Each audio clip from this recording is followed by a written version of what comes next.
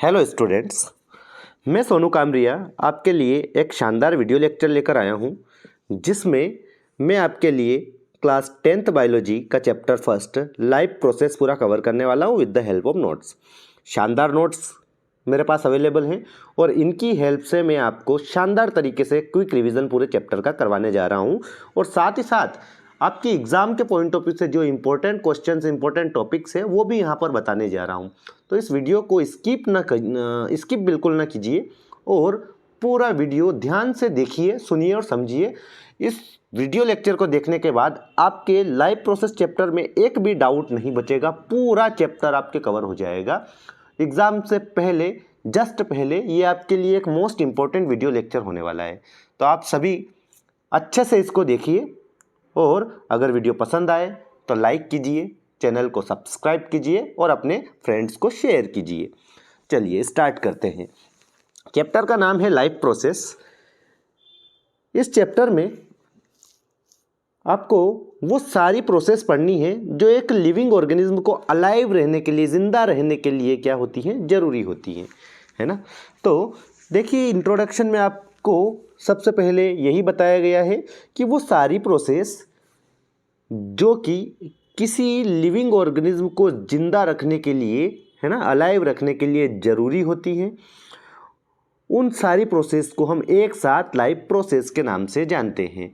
जैसे कि डाइजेशन हुआ, एक्सक्रेशन हुआ, रेस्पिरेशन हुआ, सर्कुलेशन हुआ, वो सारी प्रोसेस, है ना, जो कि एक लिविंग ऑर्गेनिज्म को ज़िंदा रख रही है, उसकी बॉडी का मेंटेनेंस कर रही है, उन सारी प्रोसेस को हम एक साथ लाइफ प्रोसेस बोलते हैं, है ना। तो आपको इंट्रोडक्शन में यही यहाँ पर दिखाया गया है। देखिए क्या लिखा है, देखिए यहाँ पर आपको क्या देखने को मिल रहा है।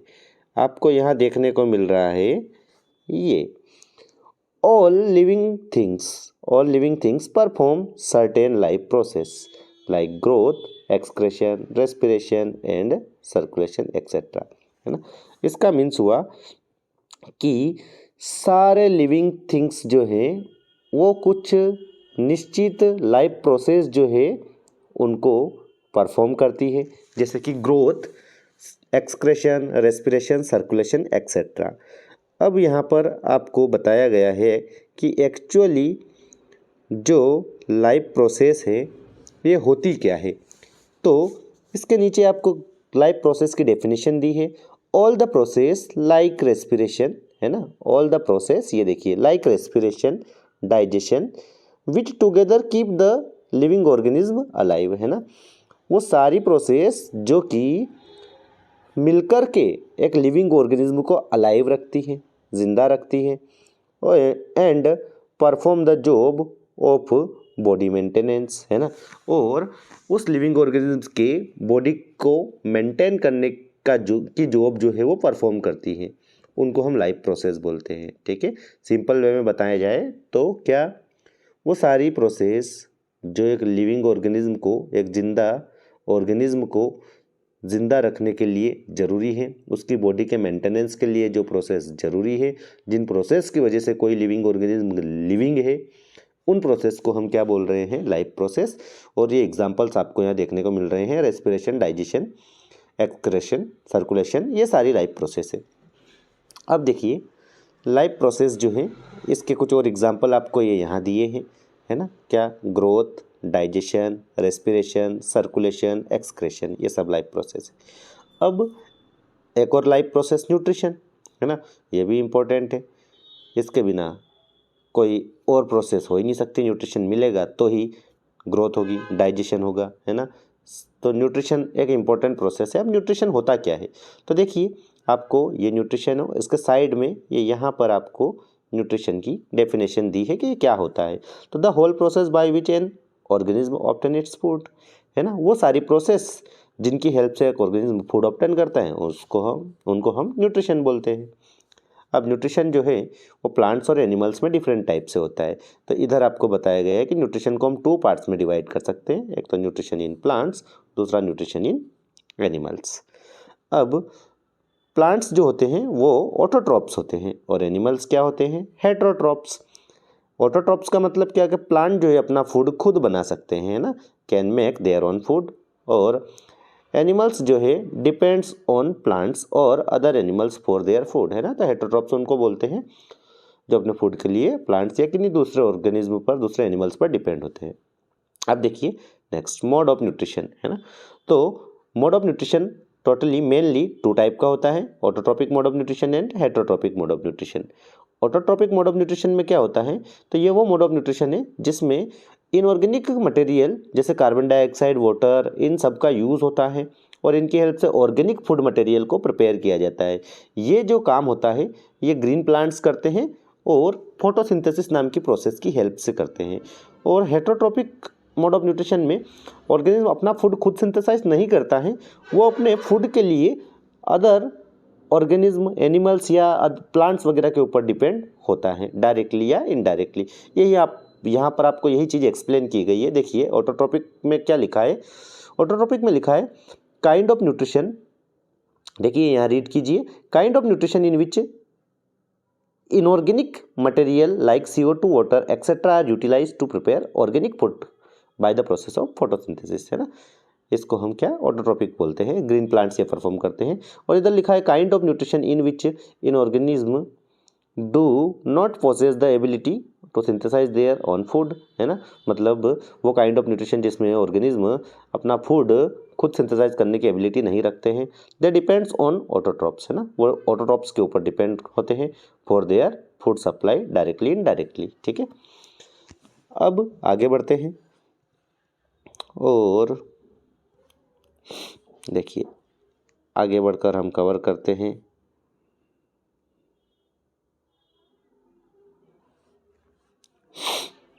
ऑटोट्रॉपिक न्यूट्रिशन, है ना। अब यहाँ पर आपको देखने को मिल रहा है ऑटोट्रॉपिक न्यूट्रिशन। अब ऑटोट्रॉपिक न्यूट्रिशन जो है इसमें आपको देखिए क्या दिया है, the organism which carry out autotrophic nutrition are called autotrophs, है ना। ऑटोट्रॉपिक न्यूट्रिशन क्या होता है ये हम ऊपर जान चुके हैं। अब यहाँ पर आपको बताया गया है कि जो ऑर्गेनिज्म क्या करते हैं, देखिए यहाँ पर आपको क्या बताया गया है, यहाँ पर आपको बताया गया है कि जो ऑर्गेनिज्म ऑटोट्रॉपिक न्यूट्रिशन करते हैं उनको ऑटोट्रॉप्स कहा जाता है। और ऑटोट्रॉप्स जनरली कौन होते हैं, ग्रीन प्लांट्स। अब देखिए ऑटोट्रॉप्स में कैसे क्या होता है, तो ऑटोट्रॉप्स जो है ये यूज़ करते हैं सिंपल इनऑर्गेनिक मटेरियल। ये इन और ऑर्गेनिक अलग अलग नहीं है, नोट्स में आपको अलग अलग दिख रहा है, लेकिन ये इनऑर्गेनिक है ना। सिंपल इनऑर्गेनिक मटेरियल का यूज़ करते हैं ऑटोट्रॉप्स और इनको कन्वर्ट करते हैं, देखिए convert into complex high energy molecules carbohydrate, है ना। तो जो ऑटोट्रॉप्स होते हैं ये सिंपल ऑर्गेनिक मटेरियल का यूज़ करके इनको कन्वर्ट कर देते हैं कॉम्प्लेक्स एनर्जी मोलिक्यूल में, जिन्हें हम क्या बोलते हैं जनरली, कार्बोहाइड्रेट, ठीक है।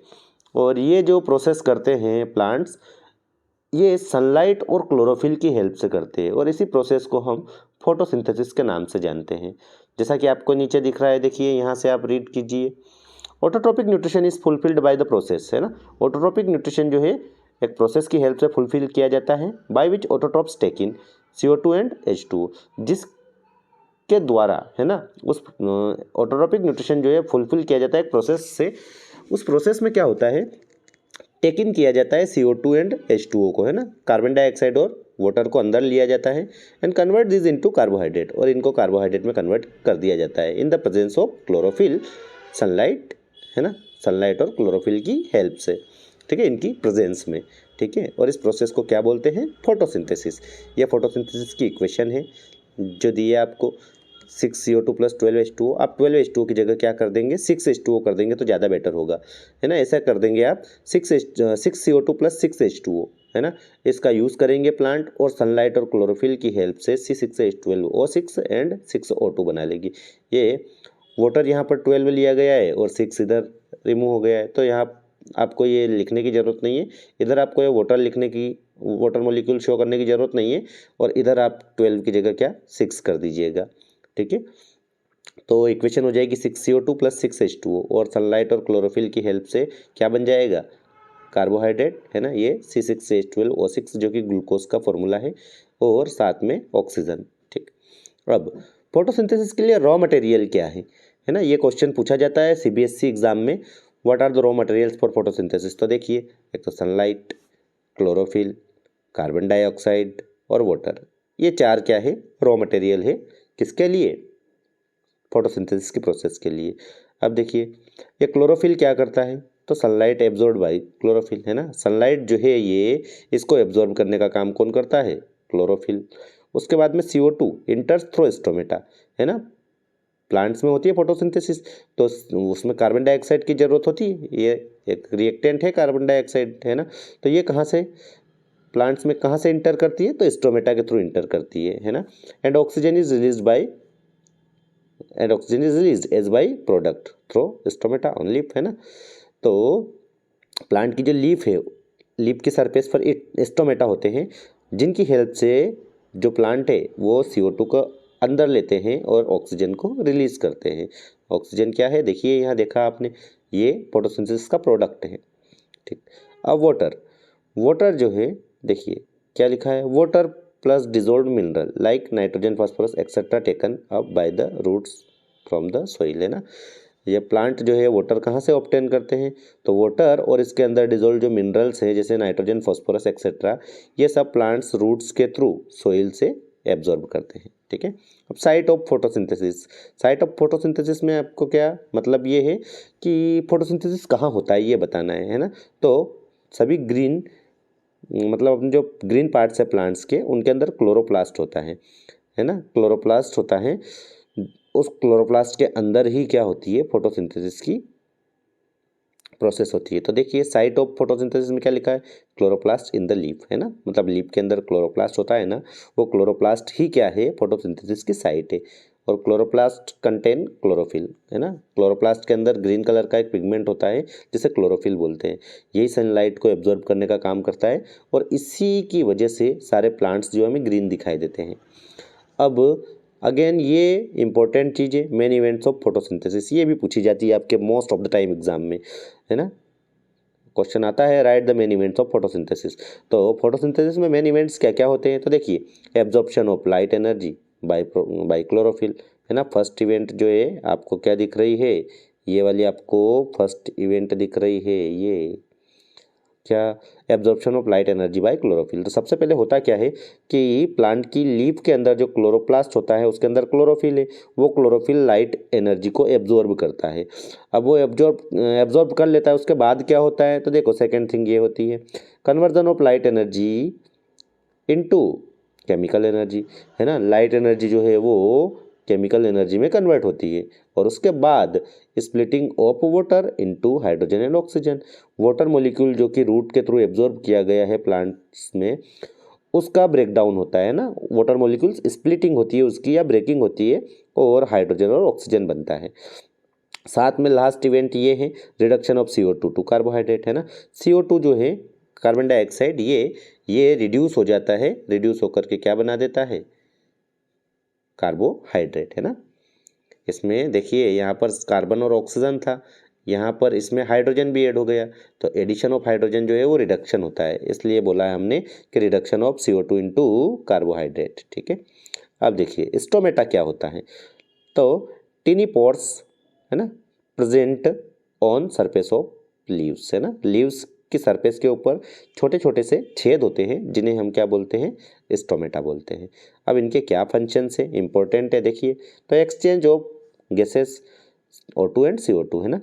ये प्लांट के अंदर गैसियस एक्सचेंज का मेन फंक्शन परफॉर्म करते हैं। ये CO2 को अंदर लेते हैं और ऑक्सीजन को रिलीज करते हैं। फिर loss of water, losses large amount of water during transpiration, है ना। ट्रांसपिरेशन के दौरान ये लार्ज अमाउंट ऑफ वाटर को रिमूव भी करते हैं वेपर के फॉर्म में, है ना। देखिए प्लांट जो है एक्सेस अमाउंट ऑफ वाटर को वेपर के फॉर्म में, वाटर वेपर के फॉर्म में एटमॉस्फेयर में रिलीज कर देते हैं इस स्टोमेटा के थ्रू। इस प्रोसेस को हम ट्रांसपिरेशन बोलते हैं। तो ट्रांसपिरेशन क्या होती है ये भी आपको पता होना चाहिए, ठीक है। अब देखिए next question, sorry next topic की ओर बढ़ते हैं हम।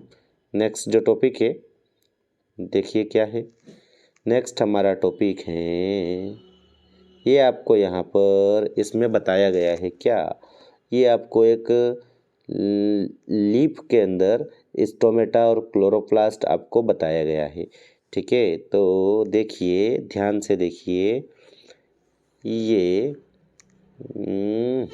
ये जो आपको दिया गया है ये क्या है, देखिए इसमें ये आपको जो डॉट दिख रहे हैं यहाँ पर, ये है क्लोरोप्लास्ट, है ना। ये बीच में ये आपको स्टोमेटल पोर दिख रहा है ना। और ये पूरा आपको क्लोरोप्लास्ट दोबारा दिखाया गया है इस डायग्राम में। चलो ये डायग्राम जो है अभी छोड़िए, मैं आपको एनसीईआरटी की बुक से ये समझाऊंगा, है ना। अभी आगे बढ़ते हैं। देखिए आगे क्या दिया गया है, इस डायग्राम में गड़बड़ है ना। यहाँ भी क्लोरोप्लास्ट दिखाया गया है और यहाँ भी क्लोरोप्लास्ट दिखाया गया है। मैं आपको एक्सप्लेन करूँगा, क्लियर करूँगा ये चीज़। अभी देखिए, हमने अभी ऑटोट्रोपिक न्यूट्रिशन पढ़ा, अब हम बढ़ते हैं हेटरोट्रोपिक न्यूट्रिशन की तरफ। अब हेटरोट्रोपिक न्यूट्रिशन जो है इसको हम 3 कैटेगरीज में डिवाइड कर सकते हैं। हेटरोट्रोपिक न्यूट्रिशन को हम कितने पार्ट्स में डिवाइड कर सकते हैं? 3 पार्ट्स में। एक तो होलोजोइक, एक सेफ्रोफाइटिक और एक पैरासाइटिक, है ना। अब होलोजोइक में क्या होता है, तो देखिए, animal take in solid food and break down inside the body, है ना। एनिमल जो है यदि सॉलिड फॉर्म में फूड को इंटेक करे और अपनी बॉडी के अंदर ले जाकर उसको ब्रेक डाउन करे, तो ये मोड ऑफ न्यूट्रिशन जो है इसको होलोजोइक मोड ऑफ न्यूट्रिशन हम कहेंगे। और ये जनरली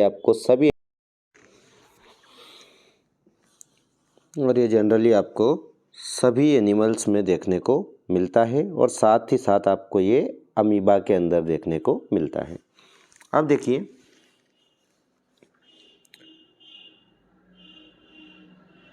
नेक्स्ट सेप्रोफाइटिक न्यूट्रिशन।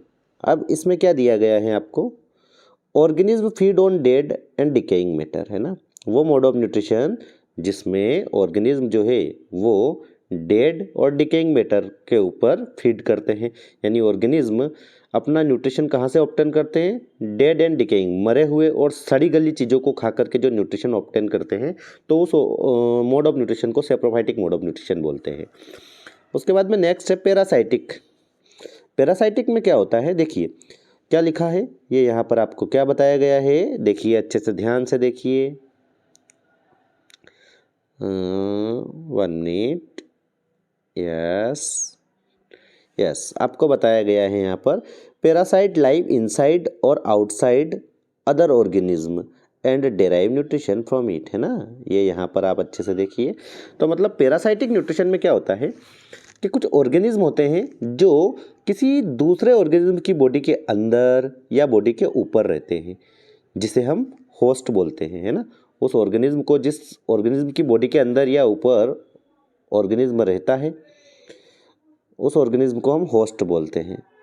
देखिए पहले पूरी तरह से समझे इसे, क्या बोल रहा हूँ मैं कि देखिए पैरासाइटिक मोड ऑफ न्यूट्रिशन क्या है, तो पैरासाइटिक मोड ऑफ न्यूट्रिशन वो मोड ऑफ न्यूट्रिशन है जिसमें एक ऑर्गेनिज्म किसी दूसरे ऑर्गेनिज्म की बॉडी के अंदर या बॉडी के ऊपर रहता है और उसकी बॉडी से ही अपना न्यूट्रिशन जो है वो डिराइव करता है, ऑब्टेन करता है ना। और जिस ऑर्गेनिज्म की बॉडी के ऊपर और पैरासाइट रहता है उस ऑर्गेनिज्म को हम होस्ट बोलते हैं, ठीक है। और बॉडी के ऊपर या अंदर रहकर जो ऑर्गेनिज्म, है ना, पैरासाइटिक न्यूट्रिशन कर रहा है उसे हम पैरासाइट बोलते हैं। एग्जाम्पल क्या है इसका, देखिए कसकटा, प्लांट पैरासाइट है ये, है ना।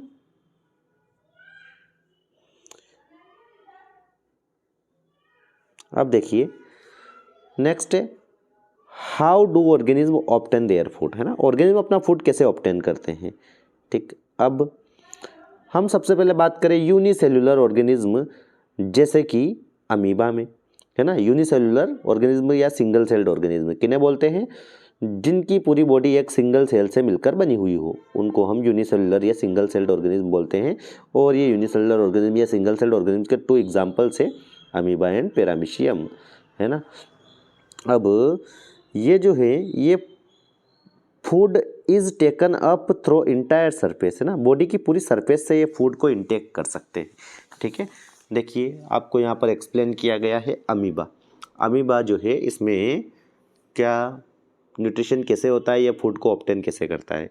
तो सबसे पहले तो अमीबा जो है कुछ कप लाइक स्ट्रक्चर्स बनाता है जिन्हें हम सूडोपोडिया बोलते हैं। ये देखिए आपको ये दिख रहा है सूडोपोडिया, ये यहाँ पर जो बना हुआ है ये सूडोपोडिया है। इस टाइप का कप लाइक स्ट्रक्चर बनाता है अमीबा सबसे पहले जैसे ही फूड पार्टिकल पास आता है। ये देखिए ये फूड पार्टिकल, ये जैसे ही अमीबा की बॉडी के पास आएगा तो अमीबा इस टाइप का एक कप लाइक स्ट्रक्चर बना लेगा जिसे हम सूडोपोडिया बोलेंगे। और उस सूडोपोडिया की हेल्प से क्या करेगा, उस फूड पार्टिकल को कैप्चर कर लेगा और बॉडी के अंदर ले लेगा, जैसे कि आपको यहाँ दिख रहा है ना। और उसके बाद क्या होगा, एक फूड वैक्यूल क्रिएट होगी और उस फूड वैक्यूल के अंदर डाइजेस्टिव जूस वगैरह रहते हैं जो कि उस फूड पार्टिकल को डाइजेस्ट कर देंगे। ठीक है, अमीबा में कैसे क्या हुआ एक बार और ध्यान से आप सुनिए समझिए। ये आपको यहाँ पर अमीबा दिखाया गया है। इस अमीबा की बॉडी के नियर ये यहाँ पर आपको फूड पार्टिकल आता हुआ दिख रहा है। ये फूड पार्टिकल जैसे ही अमीबा की बॉडी के पास आएगा तो अमीबा जो है वो इस टाइप का कप लाइक स्ट्रक्चर बनाएगा सूडोपोडिया, है ना।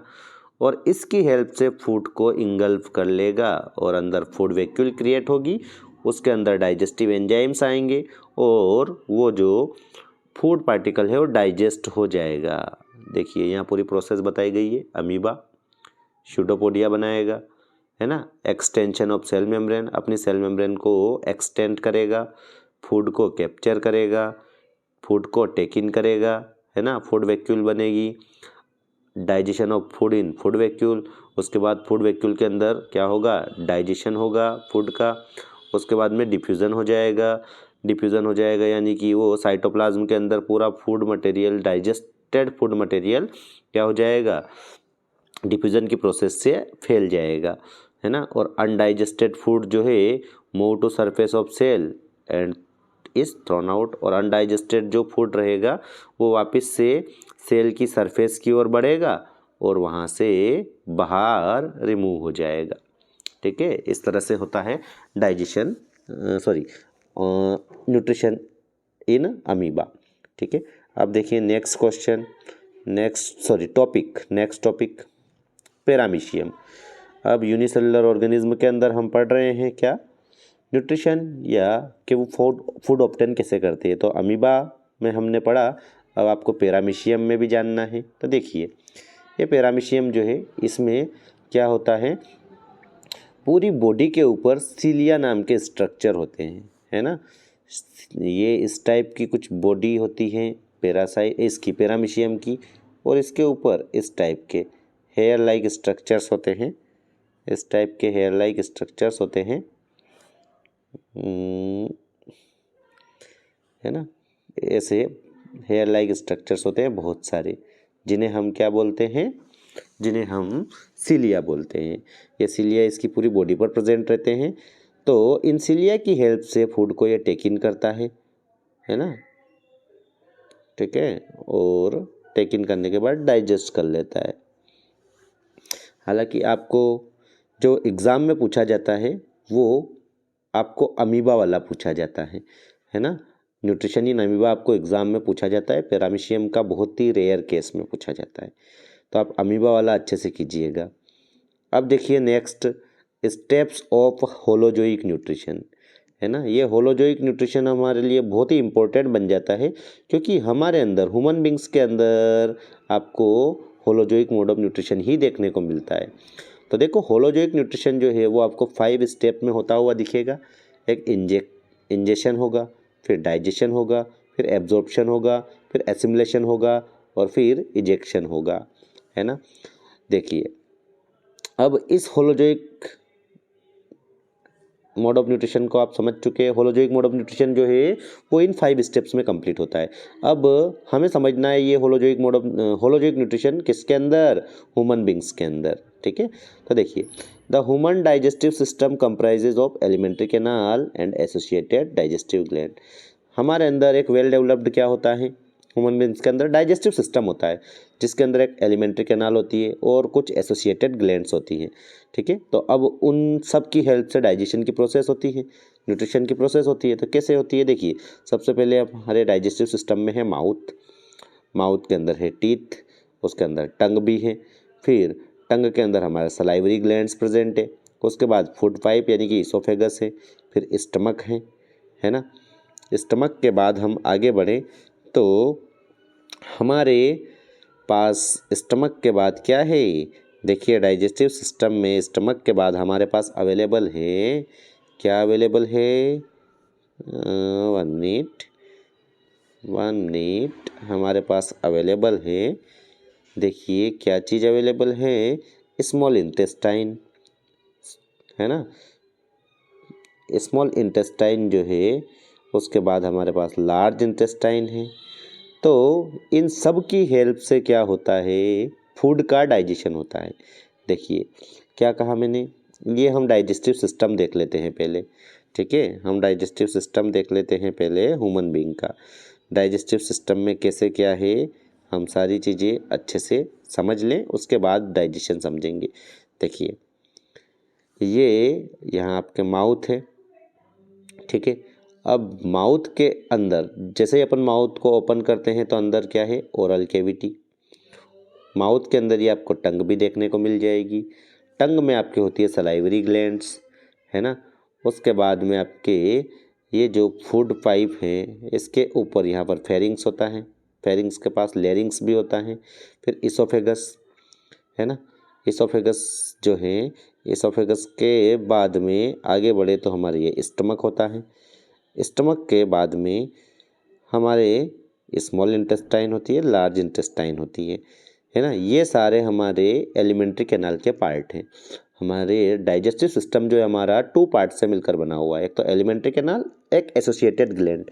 तो एलिमेंट्री कैनाल जो है फिर इतने सारे पार्ट्स में आपकी बटी होती है, एक तो ओरल कैविटी, उसके बाद में आता है pharynx, oesophagus, stomach, small intestine और लार्ज इंटेस्टाइन। ये सारे पार्ट्स हैं एलिमेंट्री कैनाल के। और कुछ एसोसिएटेड ग्लैंड्स जो हैं, इंपॉर्टेंट ग्लैंड्स, जैसे लीवर, उसके अलावा आपकी ये कहाँ गई, पेंक्रियाज, ये पेंक्रियाज है ना, लीवर, पेंक्रियाज, ये 2 इम्पोर्टेंट ग्लैंड है। और बाकी कुछ ग्लैंड जो है आपकी ये स्टमक की यहाँ इनर वाल्स के अंदर प्रेजेंट होती हैं, वो भी इम्पोर्टेंट बनती हैं। कुछ स्मॉल इंटेस्टाइन में भी आपकी ग्लैंड्स प्रेजेंट होती हैं, ठीक है। तो इन सारी ग्लैंड्स के बारे में हम अब 1 बाय 1 जानेंगे। अभी आपने ये जान लिया कि ह्यूमन का डाइजेस्टिव सिस्टम जो है ना, उसमें मेन पार्ट्स क्या क्या हैं। आपको इन पार्ट्स के बारे में जानकारी होनी चाहिए। एक तो क्या, ओरल कैविटी, उसके बाद में सेकेंड आपके क्या, ओरल कैविटी के अंदर ही आपके टीथ और टंग है ना, ठीक। सलाइवरी ग्लैंड्स टंग के अंदर होते ही हैं। और उसके बाद में आपको पता होना चाहिए कि ये आपका फूड पाइप जो है इसे बोलते हैं हम इसोफेगस या फूड पाइप, और ये कनेक्टेड है यहाँ पर आपके स्टमक से। स्टमक के बाद में आपकी स्मॉल इंटेस्टाइन आती है, लार्ज इंटेस्टाइन आती है, और ये जो आपको दिख रहे हैं कोलन, डुडेनम है ना, ये इलियम वगैरह, ये सब स्मॉल इंटेस्टाइन और लार्ज इंटेस्टाइन के पार्ट्स हैं। इनको आपको 10th लेवल पर करने की ज़रूरत नहीं है, आपको जो पार्ट्स मैंने बताए वो कर लेंगे आप, काफ़ी है। अब इस पूरे डाइजेस्टिव सिस्टम में फूड का डाइजेशन कैसे होता है, क्या सिस्टम चलता है, वो मैं आपको बताने जा रहा हूँ। तो देखिए इस पूरे डाइजेस्टिव सिस्टम में कैसे क्या सिस्टम होता है हम समझते हैं। तो ये हम वापस फर्स्ट पेज पर आ गए, ठीक। अब यहाँ देखिए आप, हमारे डाइजेस्टिव सिस्टम में सबसे पहले है माउथ। माउथ जो है ये क्या करता है, फूड को इनटेक करने का काम करता है। फिर है टीथ। टीथ जो है ये फूड की चैविंग और ग्राइंडिंग करता है ना, फूड को चबाता है, पीसता है। फिर टंग, टंग जो है फूड की रोलिंग करती है और फूड को टेस्ट करती है, साथ में उसको निगलने में है ना, स्वेलोविंग में हेल्प करती है, ठीक है। अब उसके बाद में टंग के अंदर ही मौजूद है सलाइवरी ग्लैंड्स, तो ये सलाइवा सेक्रेट करती है और म्यूकस सेक्रेट करती है। अब ये सलाइवा जो है ये क्या काम करती है, तो सलाइवा अपने एक तो फूड को क्या कर देती है, फूड को स्मूथ बना देती है, जिससे कि स्वेलोविंग में क्या हेल्प मिल जाए, इजीली वो अंदर पास हो जाए। और साथ में इस सलाइवा के अंदर एक एंजाइम होता है ये, जिसे सलाइवरी अमाइलेज हम बोलते हैं। ये क्या करता है, ये हम जो फूड खाते हैं वो उसमें कार्बोहाइड्रेट का कॉम्प्लेक्स फॉर्म होता है स्टार्च। तो ये स्टार्च को शुगर में, सिंपल शुगर में कन्वर्ट करने का काम कर देता है ना। तो हमारे जो डाइजेशन है वो ओरल कैविटी से ही स्टार्ट हो जाता है, जहाँ पर सलाइवरी ग्लैंड सलाइवा सेक्रेट करती है, जिसके अंदर सलाइवरी अमाइलेज है, ये स्टार्च को सिंपल शुगर में कन्वर्ट कर देता है। उसके बाद में हम जब फूड की स्वेलोविंग कर लेते हैं, उसको निगल लेते हैं, तो वो इसोफेगस में जाता है, और इसोफेगस जो है हमारे फूड को माउथ से स्टमक तक पहुंचाने का काम करता है। तो देखिए लिखा है taking food from mouth to stomach by peristaltic movement, है ना। इसोफेगस की जो वाल्स है, उन वाल्स में कुछ मसल्स होती है जिनकी हेल्प से पेरिस्टेटिक मूवमेंट होता है, और उस मूवमेंट की हेल्प से, है ना, पेरिस्टेटिक मूवमेंट मतलब वो मसल्स जो है वो कॉन्ट्रैक्ट होती है, एक्सपेंड होती है, बार बार रिलैक्स होती है, कॉन्ट्रैक्ट रिलैक्स होती है। इस मूवमेंट को हम पेरिस्टेटिक मूवमेंट बोलते हैं।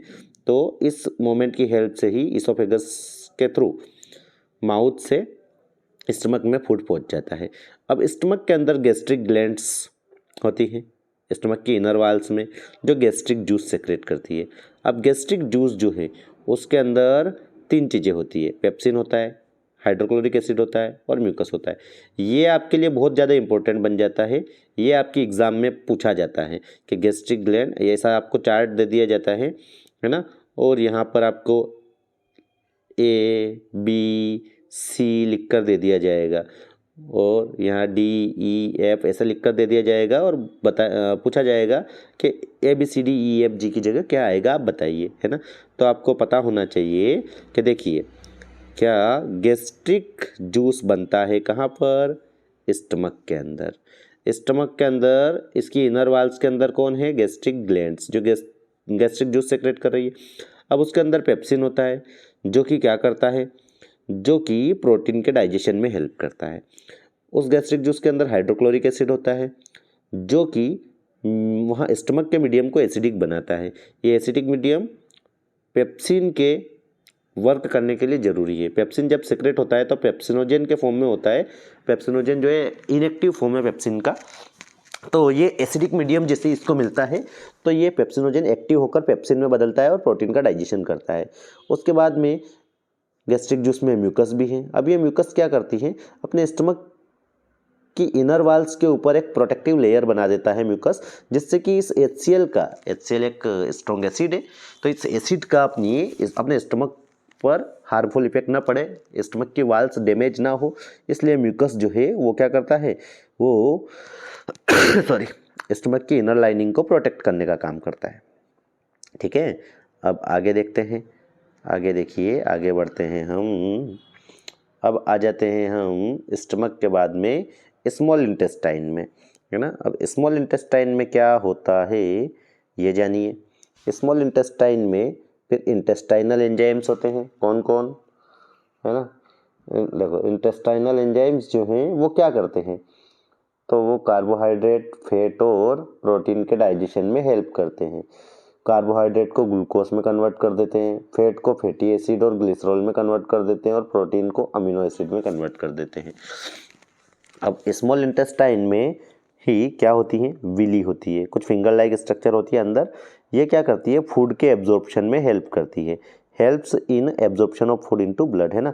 तो यहाँ पर देखिए, आपका फूड का डाइजेशन जो है वो माउथ से स्टार्ट हो गया, कुछ डाइजेशन माउथ में हुआ, कुछ स्टमक में हुआ, और यहाँ स्मॉल इंटेस्टाइन में आकर फूड का कंप्लीट डाइजेशन हो जाता है। ये बिल्कुल जो फूड के सिंपलर सब्सटेंस है ये है ना। तो फूड इन सिंपलर सब्सटेंस में कन्वर्ट हो गया है, कंप्लीट डाइजेशन हो गया, और जो विली मौजूद हैं फिंगर लाइक स्ट्रक्चर्स, वो यहाँ पर फूड को एब्जॉर्ब करेगी और ब्लड में मिक्स कर देगी। ठीक है, अब उसके बाद में देखिए कुछ और चीज़ें भी स्मॉल इंटेस्टाइन के बारे में आपको बताई गई हैं। देखिए क्या बताया गया है, रिसीव सेक्रेशन फ्रॉम, है ना। ये स्मॉल इंटेस्टाइन कहाँ कहाँ से सेक्रेशन को रिसीव करती है, तो लीवर से ये बाइल जूस को रिसीव करती है। ठीक है, ये बाइल जूस जो है ये फैट के डाइजेशन में हेल्प करता है। फैट के लार्ज ग्लोब्यूल्स को ये इमल्सिफिकेशन की प्रोसेस से स्मॉल ग्लोब्यूल्स में कन्वर्ट कर देता है। साथ ही साथ ये पेंक्रियास से भी पेंक्रियाटिक जूस भी रिसीव करती है, जिसके अंदर ट्रिप्सिन और लाइपेज एंजाइम होते हैं। ये ट्रिप्सिन जो है प्रोटीन को पेप्टोन्स में कन्वर्ट करता है और ये लाइपेज जो है फैट डाइजेस्टिव एंजाइम है, फैट को ग्लिसरॉल में कन्वर्ट करता है ना। तो यहाँ जा कर के आपका पूरा है ना इन सब की हेल्प से कंप्लीट डाइजेशन हो जाता है। अब आपको यहाँ पर इमल्सिफिकेशन की भी के बारे में बताया गया। इमल्सिफिकेशन क्या होता है, तो देखिए the process of breakdown of large fat globules into smaller fat globules by bile juice. ये बाइल जूस जो है ये लार्ज फैट ग्लोब्यूल्स को स्मॉल फैट ग्लोब्यूल्स में जो कन्वर्ट कर रहा है, इस प्रोसेस को इमल्सिफिकेशन बोलते हैं। अब देखिए फूड का जब कम्प्लीटली डाइजेशन यही हो गया तो इस लार्ज इंटेस्टाइन का क्या काम है, तो देखिए ये क्या करती है। अब कंप्लीट डाइजेशन के बाद में न्यूट्रिशन सारे क्या हो गए, स्मॉल इंटेस्टाइन में विली की हेल्प से एब्जॉर्ब हो गए। अब अनडाइजेस्टेड फूड आगे बढ़ता है, उसमें से एक्सेस अमाउंट ऑफ वाटर जो है वो लार्ज इंटेस्टाइन में एब्जॉर्ब होता है। The rest of material is removed from the body via anus, है ना। और जो एक्सेस अमाउंट ऑफ वाटर अगर अनडाइजेस्टेड फूड के साथ गया था तो वो एब्जॉर्ब हो जाएगा और बाकी जो मटेरियल है वो लार्ज इंटेस्टाइन में आगे बढ़ेगा और एनस की हेल्प से इजेक्ट हो जाएगा, बॉडी से बाहर निकल जाएगा। ये आपको यहाँ पर एनस दिखाई दे रहा है, देखिए ये आपको यहाँ पर एनस दिखाई दे रहा है। कौन सा है एनस, देखिए सॉरी, ये है ना, ये लार्ज इंटेस्टाइन में या एनस की हेल्प से फूड वो जो वेस्ट मटेरियल रहेगा, अनडाइजेस्टेड फूड वगैरह रहेगा, वो यहाँ से रिमूव हो जाएगा। तो ये कंप्लीट डाइजेशन हो गया इन ह्यूमन बींग्स। अब उसके बाद है ना डाइजेशन यानी कि न्यूट्रिशन की प्रोसेस कंप्लीट हो गई। अब हमारे आता है रेस्पिरेशन। देखिए रेस्पिरेशन जो है वो क्या होता है ये हम जाने। रेस्पिरेशन में क्या होता है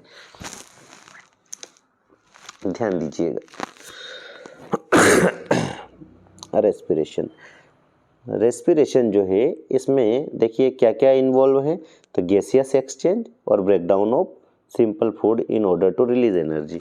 अब हमारे फूड का जो डाइजेशन हो गया है और डाइजेशन के बाद जो क्या बने हैं, बिल्कुल सिंपलर सब्सटेंस बने हैं।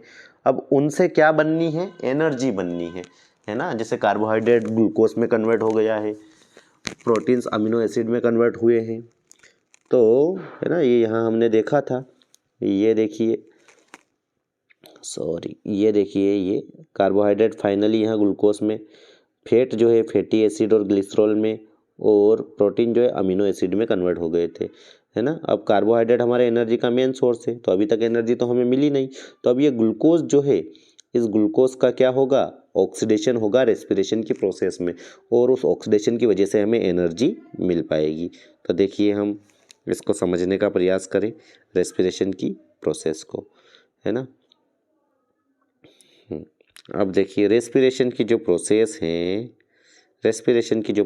हैं इसमें क्या क्या इन्वॉल्व हैं, तो फर्स्ट गैसियस एक्सचेंज, है ना, intake of oxygen from the atmosphere and release of CO2, है ना। ब्रीथिंग की प्रोसेस रेस्पिरेशन में इन्वॉल्व है, ऑक्सीजन को अंदर लेना और कार्बन डाइऑक्साइड को बाहर निकालना। और दूसरा break down of simple food in order to release energy in the cell के अंदर जो सिंपल फूड है उसका ब्रेक डाउन और उसकी हेल्प से एनर्जी बनना, इसको हम रेस्पिरेशन के अंदर ही इंक्लूड करते हैं, जिसे हम सेल्यूलर रेस्पिरेशन बोलते हैं। तो रेस्पिरेशन पूरा क्या है, देखिए एक तो गैसियस एक्सचेंज यानी कि ऑक्सीजन का अंदर जाना, है ना, ऑक्सीजन अंदर गई, अंदर जो सिंपलेस्ट फॉर्म ऑफ फूड है जैसे ग्लूकोज वगैरह, ये ऑक्सीजन उससे जा कर के क्या करेगी, उससे जा कर के रिएक्शन करेगी और उसको ऑक्सीडाइज कर देगी। जो डाइजेस्टेड फूड है ग्लूकोज है उसको ऑक्सीजन जो कि हमने ब्रीथिंग में अंदर ली है वो ऑक्सीजन उसको जा कर के ऑक्सीडाइज करेगी और ऑक्सीडाइज करके एनर्जी रिलीज करेगी, है ना। अब एनर्जी रिलीज करेगी तो ये पूरी प्रोसेस जो इसको हम रेस्पिरेशन कहेंगे। अब ऑक्सीजन अंदर गई, फूड मटेरियल का ऑक्सीडेशन हुआ, एनर्जी बनी और साथ में एनर्जी के साथ में कार्बन डाइऑक्साइड बनेगी। तो ये कार्बन डाइऑक्साइड जो है फिर अपनी बॉडी से ब्रीथिंग के थ्रू, है ना, बाहर हो जाएगी। तो ऑक्सीजन का अंदर जाना, फूड मटेरियल का ऑक्सीडेशन करना, एनर्जी रिलीज करना और कार्बन डाइऑक्साइड को बॉडी से बाहर रिमूव कर देना, इस पूरी प्रोसेस को हम रेस्पिरेशन बोलते हैं। ठीक है। अब रेस्पिरेशन में होता क्या है एक्चुअली, देखिए ये ग्लूकोज है, ये ग्लूकोज जो है कहाँ है, सेल के अंदर। तो सेल के अंदर साइटोप्लाज्म के अंदर, सेल में साइटोप्लाज्म होता है, उसके अंदर पहले तो ये ग्लूकोज जो है ये पायरुविक एसिड में कन्वर्ट होता है और कुछ अमाउंट ऑफ एनर्जी रिलीज होती है। अब उसके बाद में जब सेल के अंदर पायरुविक एसिड बन गया, अब सेल को यदि सफिशिएंट अमाउंट में ऑक्सीजन मिल रही है तो ये पायरुविक एसिड जो है ये कार्बन डाइऑक्साइड और वाटर में कन्वर्ट हो जाएगा और एनर्जी रिलीज करेगा, है ना। लिखा है प्रेजेंस ऑफ ऑक्सीजन, है ना। अगर ऑक्सीजन मिली तो क्या होगा, कार्बन डाइऑक्साइड बनेगा, वाटर बनेगा और लार्ज अमाउंट में एनर्जी बनेगी। अगर सेल के अंदर क्या हुआ, ऑक्सीजन जो है वो इनसफिशिएंट मिली तो उस कंडीशन में ये प्रोडक्ट ना बनते हुए क्या बनेगा, लैक्टिक एसिड बनेगा और एनर्जी बनेगी। अब अगर ऑक्सीजन एब्सेंस हुआ, ऑक्सीजन मिली ही ना, तो उस कंडीशन में एथेनॉल बनेगा, कार्बन डाइऑक्साइड बनेगी, एनर्जी बनेगी। अब देखिए अगर इस टाइप का ऑक्सीडेशन, आप इस टाइप का रेस्पिरेशन मतलब कि पायरुविक एसिड जो है आगे चलकर ऑक्सीजन की प्रेजेंस में ब्रेक डाउन हुआ तो आपको कोई नुकसान नहीं है, आपको इससे बेनिफिट ही बेनिफिट है, लार्ज अमाउंट में आपको एनर्जी मिल जाएगी, है ना। लेकिन अगर ये इनसफिशिएंट अमाउंट ऑफ ऑक्सीजन मिला, अगर इस पायरुविक एसिड को ऑक्सीजन का अमाउंट सफिशिएंट ना मिला तो क्या हो जाएगा, लैक्टिक एसिड बनेगा। तो क्या लिखा है देखिए नीचे, accumulation of lactic acid causes muscle fatigue, it occurs after rigorous exercise, है ना। तो जनरली क्या होगा कि आपकी अगर इस प्रोसेस से आपकी बॉडी में लैक्टिक एसिड बन गया, लैक्टिक एसिड इकट्ठा हो गया तो आपकी मसल्स जो है उनमें क्या हो जाएगी, उनमें थकान हो जाएगी, आपको थकान महसूस होगी। और जनरली ये कब बनता है, इस अकर्स आफ्टर रिगरस एक्सरसाइज। अगर आप बहुत ज़्यादा एक्सरसाइज कर रहे हैं तो उस टाइम आपकी मसल सेल्स को कम अमाउंट में ऑक्सीजन मिल पाती है, उस वजह से उनमें लैक्टिक एसिड बन जाता है और लैक्टिक एसिड इकट्ठा होने की वजह से आपको थकान महसूस होती है, अकड़न महसूस होती है मसल्स में। अब अगर एब्सेंस ऑफ ऑक्सीजन हुआ, है ना, तो क्या होगा, एथेनॉल बनेगा, CO2 बनेगा, ठीक है, और एनर्जी बनेगी। इस प्रोसेस को ही हम फर्मेंटेशन बोलते हैं। देखिए process of conversion of pyruvic acid into ethanol, CO2 and energy by east, है ना। अगर ईस्ट जो है एक माइक्रो ऑर्गेनिज्म है, इसकी हेल्प से, है ना, ये क्या करता है, पायरुविक एसिड को ऑक्सीजन की एब्सेंस में एथेनॉल और कार्बन डाइऑक्साइड में कन्वर्ट कर देता है। तो इस प्रोसेस को हम क्या बोलते हैं, फर्मेंटेशन। इसी की हेल्प से वाइन वगैरह बनती है, बियर, विस्की वगैरह बनती है, ठीक है। अब रेस्पिरेशन जो है देखिए वो 2 टाइप का होता है, एक तो एरोबिक, एक एनारोबिक। एरोबिक रेस्पिरेशन जो है वो जनरली इसे बोलते हैं हम, ये वाला ऑक्सीजन की प्रेजेंस में जो रेस्पिरेशन हो रहा था हमारा, देखिए मैं बताता हूँ आपको, हाँ, ये वाला जो रेस्पिरेशन था हमारा, इसको एरोबिक रेस्पिरेशन बोलते हैं, और ये वाला जो रेस्पिरेशन है इसको एनारोबिक रेस्पिरेशन बोलते हैं। इन दोनों में चलो अब हम डिफरेंस जान लेते हैं। देखिए क्या लिखा है, takes place in the presence of oxygen, है ना, ये ऑक्सीजन की प्रेजेंस में होता है, देखिए यहाँ लिखा है। और takes place in the absence of oxygen, है ना, ये ऑक्सीजन की एब्सेंस में होता है।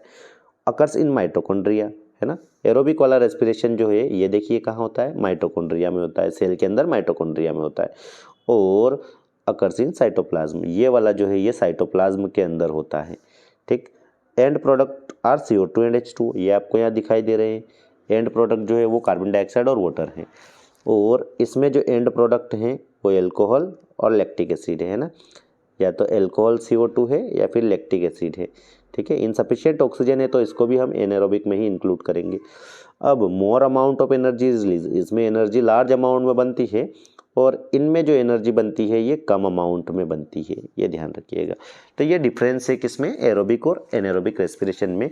आपसे एग्जाम में पूछा जाता है what is the difference between aerobic and anaerobic respiration, तो देखिए ये 4 पॉइंट्स आप बता देंगे कि ये एरोबिक और एनारोबिक रेस्पिरेशन में क्या है, डिफरेंस है। चलिए आगे बढ़ते हैं। अब यहाँ आपको दिखाई दे रहा है क्या, यहाँ आपको दिखाई दे रहा है human respiratory system. Human respiratory system, human respiratory system में कैसे क्या होता है, देखिए पहले तो हम पूरे रेस्पिरेटरी सिस्टम को समझ लेते हैं। देखिए ये हमारा रेस्पिरेटरी सिस्टम आपको दिख रहा है। इस रेस्पिरेटरी सिस्टम में सबसे पहले जो है हमारे क्या है, नसल पासेज है ना। हमारे यहाँ पर ये नोस्ट्रिल्स है, इन नोस्ट्रिल्स के अंदर नसल पासेज है और नसल पासेज से होती हुई हमारी जो एयर है, मतलब हम जो ब्रीथिंग करते हैं ना, तो ब्रीथिंग में ऑक्सीजन को अंदर लेते हैं, पूरी एयर ऑक्सीजन को अंदर लेंगे, कार्बन डाइऑक्साइड को बाहर निकालेंगे, तो उसके लिए ये सिस्टम है हमारी बॉडी में पूरा, है ना। देखिए तो यह नोस्ट्रिल्स की हेल्प से ऑक्सीजन या एयर अंदर जाएगी, फिर नसल पासेज में जाएगी, उसके बाद में वो माउथ कैविटी में होती हुई, है ना, देखिए फेरिंग्स, लैरिंग्स और ट्रेकिया में जाएगी। अब ट्रेकिया से फिर वो कहाँ पहुँचेगी, ब्रोंकी में, ब्रोंकी से ब्रोंकियोल में और ब्रोंकियोल से एल्वियोलर सेक में वो पहुँचेगी फाइनली। और यहाँ से ब्लड वेसल्स यहाँ पर आती है बहुत सारी, जिनकी हेल्प से ब्लड में ऑक्सीजन मिल जाएगी, ठीक है। और इसका जस्ट अपोजिट होता है ना, जब अंदर गई एयर ये, तो उसमें से ऑक्सीजन ब्लड में कैसे जाता है ये मैंने आपको बताया। जब CO2 आएगी तो वो सबसे पहले, है ना, सेल से कहाँ आएगी, एल्वियोलर सेक में आएगी, फिर वो ब्रोंकियोल में, फिर ब्रोंकी में, फिर trachea, larynx, pharynx, mouth cavity, नसल पासेज और नोस्ट्रिल से वो रिमूव हो जाएगी। तो देखिए अपने जो मेन पार्ट हैं रेस्पिरेटरी सिस्टम के, जो आपको याद होने ही चाहिए, वो क्या क्या है, वो देखिए आपको बताता हूँ। ये पार्ट आपको याद होने ही चाहिए रेस्पिरेटरी सिस्टम में। एक तो नसल पासेज, उसके अलावा फेरिंग्स, लैरिंग्स, ट्रेकिया, है ना। नसल पासेज जो है ये यहाँ पर है आपके, जो नाक के आपके जो छेद होते हैं नाक के अंदर, इनको नोस्ट्रिल्स बोलते हैं, इनके अंदर का जो रास्ता होता है उनको नसल पासेज बोलते हैं। उसके बाद में ये यहाँ पर आपको ये दिख रहा है क्या, लैरिंग्स, इसके जस्ट ऊपर आपको फेरिंग्स दिख रहा है ना, और ये ट्रेकिया दिख रहा है, ठीक है। ट्रेकिया आगे जा कर के दो ब्रांच में डिवाइड हो जाता है, एक ब्रांच ये और एक ब्रांच ये दिख रही है आपको, एक ये वाली ब्रांच और एक ये वाली ब्रांच, इनको हम ब्रोंकी बोलते हैं। ब्रोंकी इन लंग्स के अंदर इंटर करके, ये हमारे लंग्स है ना, इन लंग्स के अंदर इंटर करके ब्रोंकी और स्मॉल ब्रांचेस में डिवाइड हो जाते हैं, जिनको ब्रोंकियल बोलते हैं। देखिए यहाँ पर ये दिखाई दे रहा है आपको, ये लंग्स है ना, ठीक है। और इन ब्रोंकियोल्स के एंड पॉइंट पर कुछ बलून लाइक स्ट्रक्चर होते हैं, कुछ इस टाइप के स्ट्रक्चर होते हैं, है ना, जिन्हें हम एल्वियोलर सेक बोलते हैं, ठीक है। इन एल्वियोलर सेक में बहुत सारी ब्लड कैपिलरीज आती है, जिनमें ब्लड आता है और उस ब्लड में ही ऑक्सीजन और कार्बन डाइऑक्साइड का गैस क्या हो जाता है, एक्सचेंज हो जाता है। देखिए अब पूरी प्रोसेस हम जानते हैं। देखिए सबसे पहले क्या होता है, यहाँ पर क्या बता रखा है आपको, ध्यान से देखिए, है ना, ध्यान से सुनिए, समझिए क्या बताया गया है आपको। आपको ये बताया गया है कि सबसे पहले देखिए passage of air through respiratory system, है ना। रेस्पिरेटरी सिस्टम में एयर कैसे पास होती है, तो सबसे पहले नोस्ट्रिल, जो मैंने आपको बताया, है ना, ये यहाँ जो हमने पोर्स होते हैं नोज के अंदर, वो नोस्ट्रिल से ये नसल पासेज में जाते हैं, वहाँ से नसल कैविटी में, फिर ये फेरिंग्स में, ठीक है, फिर लैरिंग्स में, फिर ट्रेकिया में, फिर ब्रोंकी में, ब्रोंकी से ब्रोंकियोल, फिर ब्रोंकी जो है लंग्स में इंटर कर जाती है ना, तो इसलिए लंग्स में, और अंदर लंग्स के अंदर जाकर ब्रोंकियोल्स में डिवाइड होती है, इसलिए ब्रोंकियोल्स में, फिर ये एल्वियोलर में, ये एल्वियोली दिखाई दे रही है आपको, ये वाली इधर, है ना, ये जो एल्वियोली है ये कहाँ होती है, इस ब्रोंकियोल के एंड पॉइंट पर होती है। और एल्वियोली से ये कहाँ चली जाती है, ब्लड कैपिलरीज में चली जाती है, ठीक है। इस तरह से एयर या ऑक्सीजन आपकी बॉडी में इंटर करती है, ठीक। अब आगे देखिए, मैकेनिज्म ऑफ ब्रीथिंग आपको दी है। मैकेनिज्म ऑफ ब्रीथिंग में आपको क्या बताया गया है, मैकेनिज्म ऑफ ब्रीथिंग में आपको बताया गया है कि ये जो मैकेनिज्म है 2 पार्ट्स में होती है, एक तो इनहेलेशन, एक एक्सहेलेशन। इनहेलेशन मतलब ऑक्सीजन को अंदर लेना और एक्सहेलेशन मतलब कार्बन डाइऑक्साइड को बाहर निकालना, ठीक है, रिमूव करना। अब इन दोनों में क्या डिफरेंस है ये आपको यहाँ पर बताया गया है, तो थोड़ा ध्यान से आप समझने की कोशिश करें। देखिए समझते हैं हम इस चीज़ को। हम पहले बात करें इनहेलेशन की, है ना। तो इनहेलेशन में क्या है, देखिए इनहेलेशन में क्या है, हम पहले वो जाने। ये इनहेलेशन, ठीक है, इनहेलेशन में क्या दिया गया है, सबसे पहले आपको बताया गया है, क्या बताया गया है, during inhalation the thoracic cavity expends, है ना। इनहेलेशन की प्रोसेस के दौरान जो थोरेसिक कैविटी है वो क्या हो जाती है, चेस्ट कैविटी जो है वो एक्सपेंड करती है, फैलती है। इनहेलेशन में एयर अंदर जाती है ना, एयर अंदर जाती है लंग्स में, तो जो चेस्ट कैविटी है वो एक्सपेंड हो जाती है, ठीक है। रिब्स लिफ्ट अप, जो रिब्स है ना वो क्या ऊपर उठ जाती हैं, ठीक है। लंग्स फैलेंगे तो रिब केज से घिरे हुए हैं लंग्स, तो वो रिब्स जो है वो लिफ्ट अप हो जाएगी, ऊपर उठ जाएगी। फिर diaphragm becomes flat in shape, जो डायफ्राग्राम है वो क्या हो जाएगा, फ्लैट बन जाएगा शेप में। डायफ्राग्राम कौन सा है ये मैं आपको अभी बताता हूँ, डायग्राम में बता दूंगा कि डायफ्राग्राम कौन सा है और किस तरह से फ्लैट हो जाता है, ठीक है। और उसके बाद में volume of lungs increases and air इंटर्स the lungs, है ना। क्या होता है इनहेलेशन में, क्या क्या होता है, ध्यान से आप सुनिए। जैसे ही एयर अंदर इंटर करती है इनहेलेशन के दौरान, तो थोरेसिक कैविटी या चेस्ट कैविटी एक्सपेंड करती है, ठीक है, फर्स्ट थिंग। रिब्स जो है वो लिफ्ट अप होती है। उसके बाद में डायफ्राग्राम जो है उसका शेप क्या हो जाता है, फ्लैट हो जाता है। और लंग्स का वॉल्यूम इंक्रीज कर जाता है, जिससे क्या हो जाता है, एयर जो है अंदर इंटर कर जाती है। ये सब चीज़ें आपको देखने को मिलती है। अब हम देखते हैं कि कहाँ पर है हमारा क्या डायफ्राग्राम। तो इस डायग्राम में देखिए ये दिख रहा है आपको डायफ्राग्राम, ये दिख रहा है आपको डायफ्राग्राम। इस डायफ्राग्राम की हेल्प से, है ना, जैसे ये डायफ्राग्राम में बोल रहा हूँ ना फ्लैट हो जाता है, अभी इस शेप में है, थोड़ा सा ये कर्व्ड है, तो जैसे ही इनहेलेशन होगा उस टाइम ये बिल्कुल इस तरह से फ्लैट हो जाएगा, है ना, फ्लैट, ठीक है, फ्लैट हो जाएगा इस तरह से, ठीक है। और एक्सहेलेशन में ये वापस से किसे इस तरह से हो जाएगा, ठीक है, कर्व शेप में। तो एक्सहेलेशन में क्या होता है अब देखिए, एक्सहेलेशन में क्या होता है अब देखिए आप अच्छे से, क्या बता रखा है, इसका जस्ट उल्टा, है ना। जो जो इनहेलेशन में हमने देखा एक्सहेलेशन में हम वो सब क्या देखेंगे, अपोजिट, है ना, वो सब उल्टा हो जाएगा। तो एक्सहेलेशन के दौरान क्या हो रहा है देखिए, थोरेसिक कैविटी कॉन्ट्रैक्ट, जो चेस्ट कैविटी है थोरेसिक कैविटी है वो कॉन्ट्रैक्ट होती है।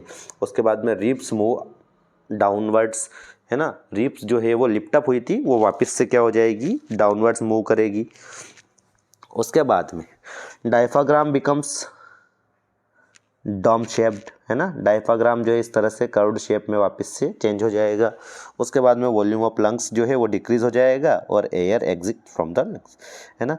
इस वजह डायफ्राग्राम जैसे ही ऊपर उठेगा तो लंग्स का वॉल्यूम जो है वो डिक्रीज होगा और एयर जो है वो लंग्स से बाहर ऊपर की ओर एग्जिट कर जाएगी, ठीक है। ये रेस्पिरेशन हुआ। अब हम आगे बढ़ते हैं, अब इन्हेलेशन एक्सहेलेशन में ये हमने क्या देख लिया, डिफरेंस देख लिया, है ना। दो पार्ट में ब्रीथिंग की मैकेनिज्म जो है वो डिवाइडेड है, इन्हेलेशन और एक्सहेलेशन। अब इनमें क्या डिफरेंस होता है वो हमने जान लिया। अब हम डायरेक्टली आते हैं exchange of gases between alveolus blood and tissue, है ना। एल्वियोलस ब्लड और टिश्यू में किस तरह से क्या होता है, किस तरह से गैसियस एक्सचेंज होता है वो हम समझने का यहाँ पर प्रयास करते हैं। देखिए यहाँ पर exchange of gases between alveolus and blood tissue आपको दिख रहा है। तो एयर, सबसे पहले तो एयर जाती है, कहाँ जाती है, एयर कहाँ जाती है, देखिए बताते हैं आपको एयर कहाँ जाती है। तो देखिए एयर लिखा है रिच इन O2, है ना, एयर जिसमें ऑक्सीजन ज़्यादा है वो एल्वियोलस के अंदर से जाती है ब्लड में थ्रू ब्लड वेसल्स। एल्वियोली के अंदर जो हमारी एल्वियोलाई होती है उनके अंदर ब्लड वेसल्स आती है बहुत सारी जिसमें ब्लड होता है, तो उन ब्लड वेसल्स के थ्रू ब्लड में इंटर कर जाती है ऑक्सीजन रिच एयर। फिर हमारे ब्लड में हीमोग्लोबिन होता है, उस हीमोग्लोबिन से ये ऑक्सीजन बाइंड अप हो जाती है। ठीक है, हमारे ब्लड में जो आरबीसी है, आरबीसी के अंदर हीमोग्लोबिन होता है जो कि ऑक्सीजन को अपने साथ बाइंड कर लेता है। फिर ये ऑक्सीजन को अपने साथ बाइंड करके ब्लड के साथ फ्लो होते हुए ऑक्सीजन को ले जाता है सेल्स में और वहाँ जाकर O2 को रिलीज कर देता है ना। O2 is release in the tissue. ठीक है, सेल्स का ही एक ग्रुप है टिश्यू, तो वहाँ टिश्यू में जाकर ऑक्सीजन को ये रिलीज कर देता है। अब वहाँ पर सेल्स में या टिश्यू में बन रही होती हैं कार्बन डाइऑक्साइड, है ना। ये तो आपको बताया। पहले तो देखो एक्सचेंज ऑफ गैसेस बता रहे थे कि ब्लड और एल्वियोलस के बीच में ब्लड टिश्यू और एल्वियोलस के बीच में गैसेस का एक्सचेंज कैसे होता है। तो पहले आपको ऑक्सीजन का बताया कि ऑक्सीजन रिच एयर जो है वो एल्वियोलाई में जाती है। अब एल्वियोलस से ब्लड में जाती है, कैसे जाती है, तो ब्लड वेसल्स के थ्रू जाती है। उसके बाद में ब्लड में जाते ही ब्लड में आरबीसीएस जो हैं, आरबीसी के अंदर हीमोग्लोबिन मौजूद है जो ऑक्सीजन को अपने साथ बाइंड कर लेता है। फिर वो ब्लड के साथ बहते हुए, है ना, ऑक्सी हीमोग्लोबिन जाता है और ऑक्सीजन जो है टिश्यू में जाकर रिलीज हो जाता है।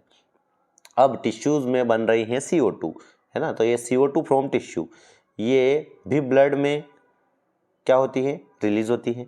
ब्लड में जो डिजोल्व हुई है ये ब्लड वेसल्स के थ्रू कहाँ तक पहुँच जाती है, एल्वियोली में। एल्वियोली में क्या होता है, CO2 रिलीज्ड इन एल्वियोलर सेक, है ना। एल्वियोलर सेक जो है उनसे CO2 रिलीज होती है और नोस्ट्रिल्स के through outside the body release हो जाती है। ठीक है, अब आगे आपको क्या बताया गया है, टेरेस्ट्रियल ऑर्गेनिज्म, है ना। टेरेस्ट्रियल ऑर्गेनिज्म क्या होते हैं, तो जो अर्थ के ऊपर रहते हैं, अर्थ के ऊपर जो रहते हैं वो ऑर्गेनिज्म टेरेस्ट्रियल ऑर्गेनिज्म। तो ये क्या करते हैं, use atmospheric oxygen for respiration, है ना। ये ऑक्सीजन कौन सी यूज़ करते हैं, तो एटमॉस्फेयर में जो मौजूद ऑक्सीजन है उसको यूज़ करते हैं रेस्पिरेशन के लिए। एक्वाटिक ऑर्गेनिज्म जो है use dissolved oxygen for respiration. Aquatic organism यानी वाटर के अंदर रहने वाले ऑर्गेनिज्म, ये जो है ये कौन सी ऑक्सीजन यूज़ करेंगे रेस्पिरेशन के लिए, तो ये यूज़ करेंगे कौन सी ऑक्सीजन, जो वाटर के अंदर डिजोल्व है वो। ठीक है, अब रेस्पिरेशन इन प्लांट्स की बारी आती है। अब प्लांट्स में रेस्पिरेशन कैसे होता है ना। प्लांट में भी रेस्पिरेशन होता है, तो respiration in plants is simpler than respiration in animals. Animal में जितना कॉम्प्लिकेटेड है रेस्पिरेशन, प्लांट्स में सिंपल, उसके कंपैरिजन में सिंपलर है ना। देखिए, gaseous exchange occurs through stomata, है ना, lenticels in stems and general surface of the roots. जो गैसियस एक्सचेंज होता है वो कहाँ कहाँ से होता है प्लांट्स में, एक तो स्टोमेटा के थ्रू, एक लेंटिकल्स इन स्टेम और एक general surface of the roots. Stomata जो के लीव्स के अंदर स्मॉल पोर्स है उनसे maximum amount of gases exchange हो जाता है। फिर कुछ पोर्स जो हैं वो कहाँ होते हैं, स्टेम्स के अंदर होते हैं जिन्हें लेंटिकल्स बोलते हैं, उनकी हेल्प से कुछ गैसियस एक्सचेंज हो जाता है। और रूट्स की सरफेस पर भी कुछ पोर्स होते हैं, उनकी हेल्प से भी कुछ गैसियस एक्सचेंज प्लांट में हो जाता है। अब देखिए उसके बाद में फिर आगे बढ़ते हैं, अब क्या है, अब आता है ट्रांसपोर्टेशन, है ना, ट्रांसपोर्टेशन एंड एक्सक्रेशन। अब ट्रांसपोर्टेशन और एक्सक्रेशन की बारी है। तो ट्रांसपोर्टेशन क्या होता है, तो देखिए डिफरेंट गैसेस, फूड मटेरियल, है ना, ये सब जो ट्रांसपोर्ट होता है बॉडी में उसको ट्रांसपोर्टेशन बोलते हैं। ये सब मेनली जो ट्रांसपोर्ट हो रहा है वो किसके थ्रू हो रहा है, हमारे सर्कुलेटरी सिस्टम के थ्रू, है ना। सर्कुलेटरी सिस्टम का सबसे मेन जो पार्ट है वो कौन है, हमारा ब्लड। ठीक है, अब देखिए सर्कुलेटरी सिस्टम के बारे में भी हम जानते हैं डिटेल। ट्रांसपोर्टेशन में क्या लिखा है, सबसे पहले देखिए ह्यूमन बींग्स, है ना। देखिए क्या क्या बताया गया है, human beings like other multicellular organism need regular supply of food, oxygen etcetera, है ना। ह्यूमन बींग को रेगुलर सप्लाई चाहिए दूसरे मल्टीसेलुलर ऑर्गेनिज्म की तरह ही, ह्यूमन बींग्स को भी दूसरे मल्टीसेलुलर ऑर्गेनिज्म की तरह ही रेगुलर सप्लाई चाहिए फूड और ऑक्सीजन एक्सेट्रा की। This function is performed by circulatory system और ट्रांसपोर्ट सिस्टम। और ये रेगुलर सप्लाई जो है फूड और ऑक्सीजन की, ये कौन करता है? तो ये जो फंक्शन है ये परफॉर्म करता है हमारा सर्कुलेटरी सिस्टम या ट्रांसपोर्ट सिस्टम। देखिए आगे, the circulatory system in human beings consist of. अब सर्कुलेटरी सिस्टम जो है ह्यूमन बींग्स के अंदर ये काई से मिलकर बना होता है, किन किन चीज़ों से मिलकर बना होता है? तो देखिए, the circulatory system in human beings is consist of heart, arteries and veins and blood and lymph, है ना। एक तो पंपिंग ऑर्गन होता है, एक ब्लड वेसल्स होती है और अ सर्कुलेटरी मीडियम होता है। तो पंपिंग ऑर्गन कौन है? हमारा हार्ट। उसके बाद ब्लड वेसल्स हमारे अंदर दो टाइप की है, आर्टरीज है और वेन्स है ना। आर्टरीज में ऑक्सीजनेटेड ब्लड होता है, वेन्स में डीऑक्सीजनेटेड ब्लड होता है, बहता है मतलब, है ना। अब अ सर्कुलेटरी मीडियम, तो सर्कुलेटरी मीडियम हमारी सर्कुलेटरी सिस्टम में दो है, ब्लड और लिम्फ, ठीक है। तो हमारा सर्कुलेटरी सिस्टम थ्री पार्ट से मिलकर बना हुआ है। एक तो पंपिंग ऑर्गन होता है जो होता है हार्ट, दूसरा ब्लड वेसल्स होती है जो होती है आर्टरीज और वेन्स, और तीसरा होता है सर्कुलेटरी मीडियम जो होता है ब्लड एंड लिम्फ। अब सर्कुलेशन एक्चुअली होता कैसे है? तो देखिए, ये जो चार्ट आपको दिख रहा है, ये चार्ट आपके लिए बहुत ज़्यादा इम्पोर्टेंट बन जाता है। ये जो चार्ट है, ये वाला चार्ट आपके लिए बेहद इम्पोर्टेंट बन जाता है। इस चार्ट को आपको कंफर्म याद करना ही करना है। देखिए क्या बता रखा है इसमें, है ना। होता क्या है, हमारी बॉडी में डीऑक्सीजनेटेड ब्लड होता है ना।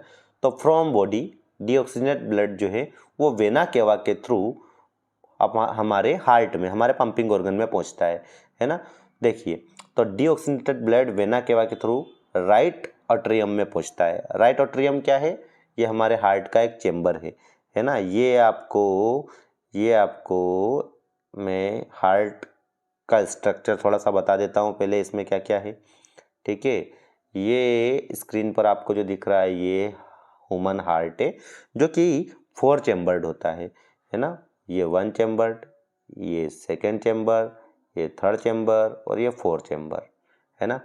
तो ये राइट साइड देखो, जो अपर चैम्बर हैं इनको हम अट्रियम बोलते हैं, ठीक है, और जो लोअर चैम्बर है इनको हम वेंट्रिकल बोलते हैं। अब जो राइट साइड का अट्रियम है इसको राइट अट्रियम और लेफ्ट साइड वाले को लेफ्ट अट्रियम, ऐसे ही राइट साइड वाले वेंट्रिकल को राइट वेंट्रिकल और लेफ्ट साइड वाले को लेफ्ट वेंट्रिकल बोलते हैं। तो ये टोटल 4 चैम्बर्ड हार्ट होता है ह्यूमन का, जिसमें 2 तो अट्रियम और 2 वेंट्रिकल होते हैं। और ये हमारे वेना केवा है ना, जिसके थ्रू हमारी अपर बॉडी से ब्लड हार्ट में आएगा। एक और ये वेना केवा है जिसके थ्रू लोअर बॉडी से हार्ट में ब्लड इंटर करेगा, ठीक है। और उसके बाद में कैसे क्या होगा ये हम आगे समझ रहे हैं चार्ट की हेल्प से, है ना। लेकिन आपको ये समझ आ गया है कि ये ब्लड के 4 चैम्बर हैं, 1 2 3 4, है ना। ये आपके क्या क्या हैं एक बार और मैं आपको बता रहा हूँ। देखिए, ये ध्यान रखिएगा, ये काम आने वाली चीज़ें हैं आपके।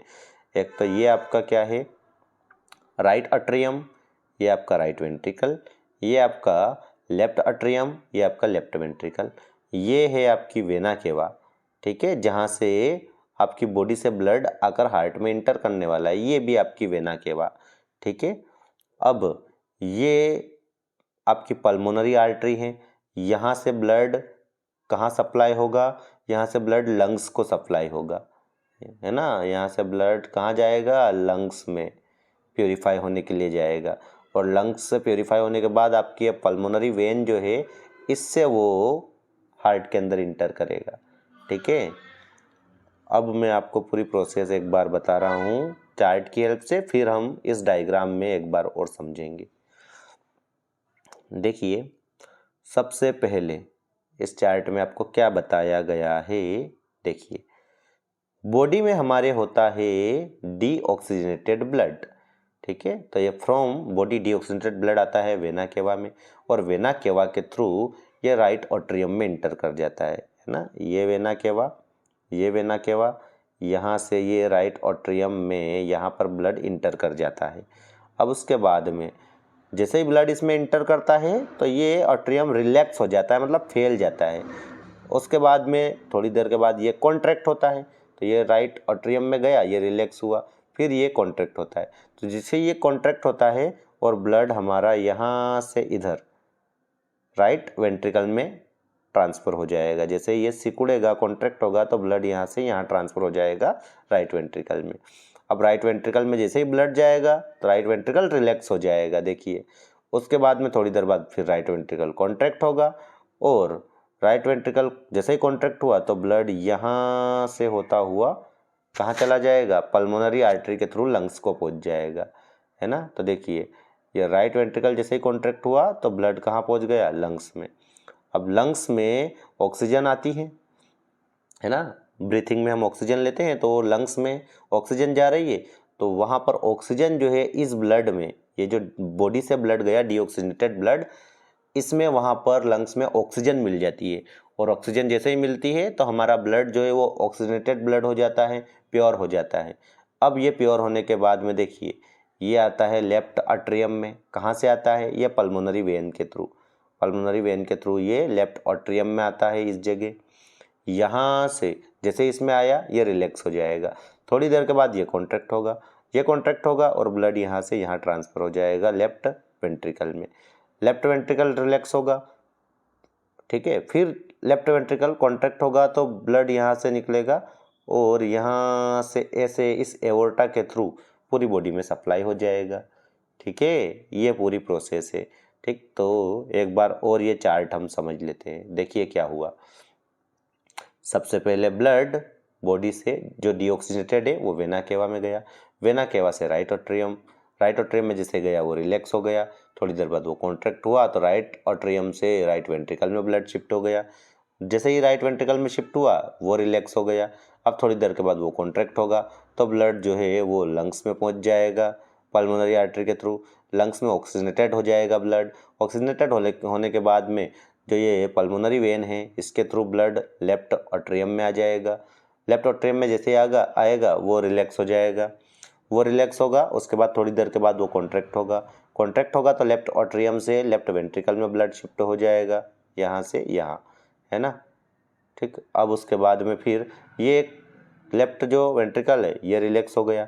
अब थोड़ी देर के बाद ये कॉन्ट्रैक्ट होगा, ये कॉन्ट्रैक्ट होगा तो लेफ्ट वेंट्रिकल से वाया एवोर्टा, है ना, लेफ्ट वेंट्रिकल है ये, इससे वाया एवोर्टा ब्लड चला जाएगा बॉडी पार्ट्स में, ठीक है। इस तरह से हमारे हार्ट के अंदर ब्लड का सर्कुलेशन होता है, और ब्लड के साथ साथ ऑक्सीजन और कार्बन डाइऑक्साइड का भी सर्कुलेशन होता है, और साथ ही साथ न्यूट्रिएंट्स का भी सर्कुलेशन होता है। तो ये हमारी बॉडी के अंदर हो गया ट्रांसपोर्टेशन। अब इस ट्रांसपोर्टेशन में ये तो मैंने बता दिया ब्लड कैसे क्या हार्ट में सर्कुलेट होता है। अब आपको आगे दिया गया है, अब आपको आगे दिया गया है ब्लड, ब्लड के बारे में आपको डिटेल दी है और ब्लड वेसल्स के बारे में आपको डिटेल दी है। तो देखिए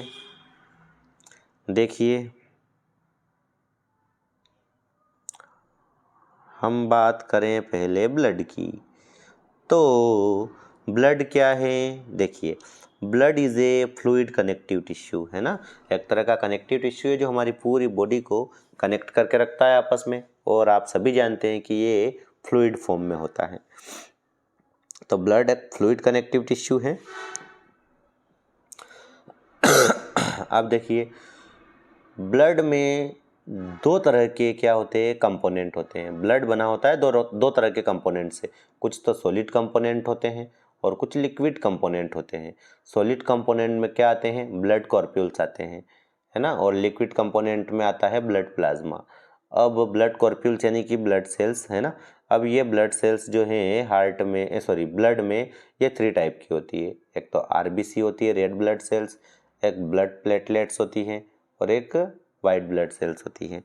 अब इनका क्या काम है, तो ये रेड ब्लड सेल्स क्या करती हैं, देखिए कैरी रिस्पेक्ट गैस है, respect gas O2 and CO2 contains Hb यानी कि haemoglobin impart red colour to me blood. अब देखो क्या क्या फंक्शन है इसका, आरबीसी का, है ना, रेड ब्लड सेल्स का, ये आपको बताया गया है यहाँ पर।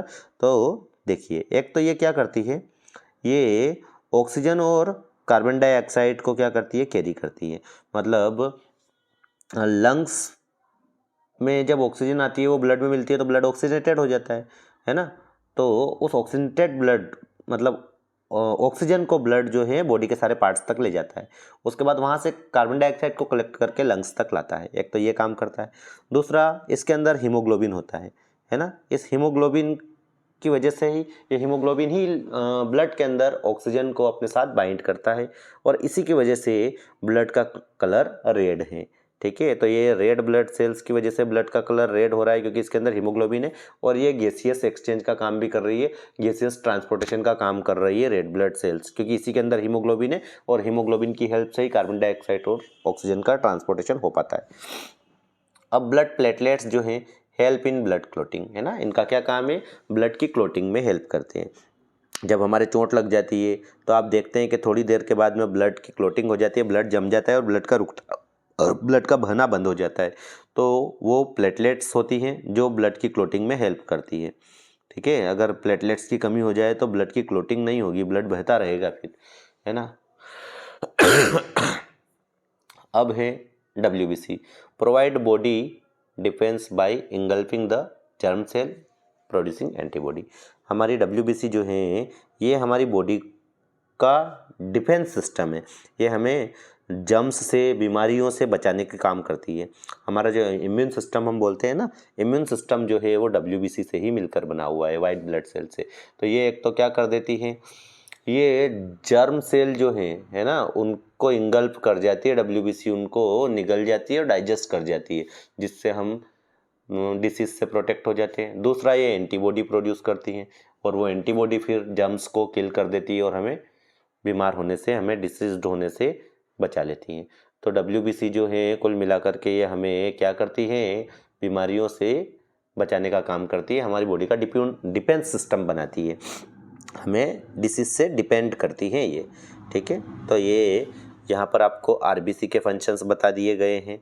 ठीक है, यहाँ आपको ब्लड प्लेटलेट्स के और यहाँ पर आपको WBC के, वाइट ब्लड सेल्स के। अब बारी आती है लिक्विड कंपोनेंट ऑफ ब्लड, जिसे हम बोलते हैं प्लाज्मा।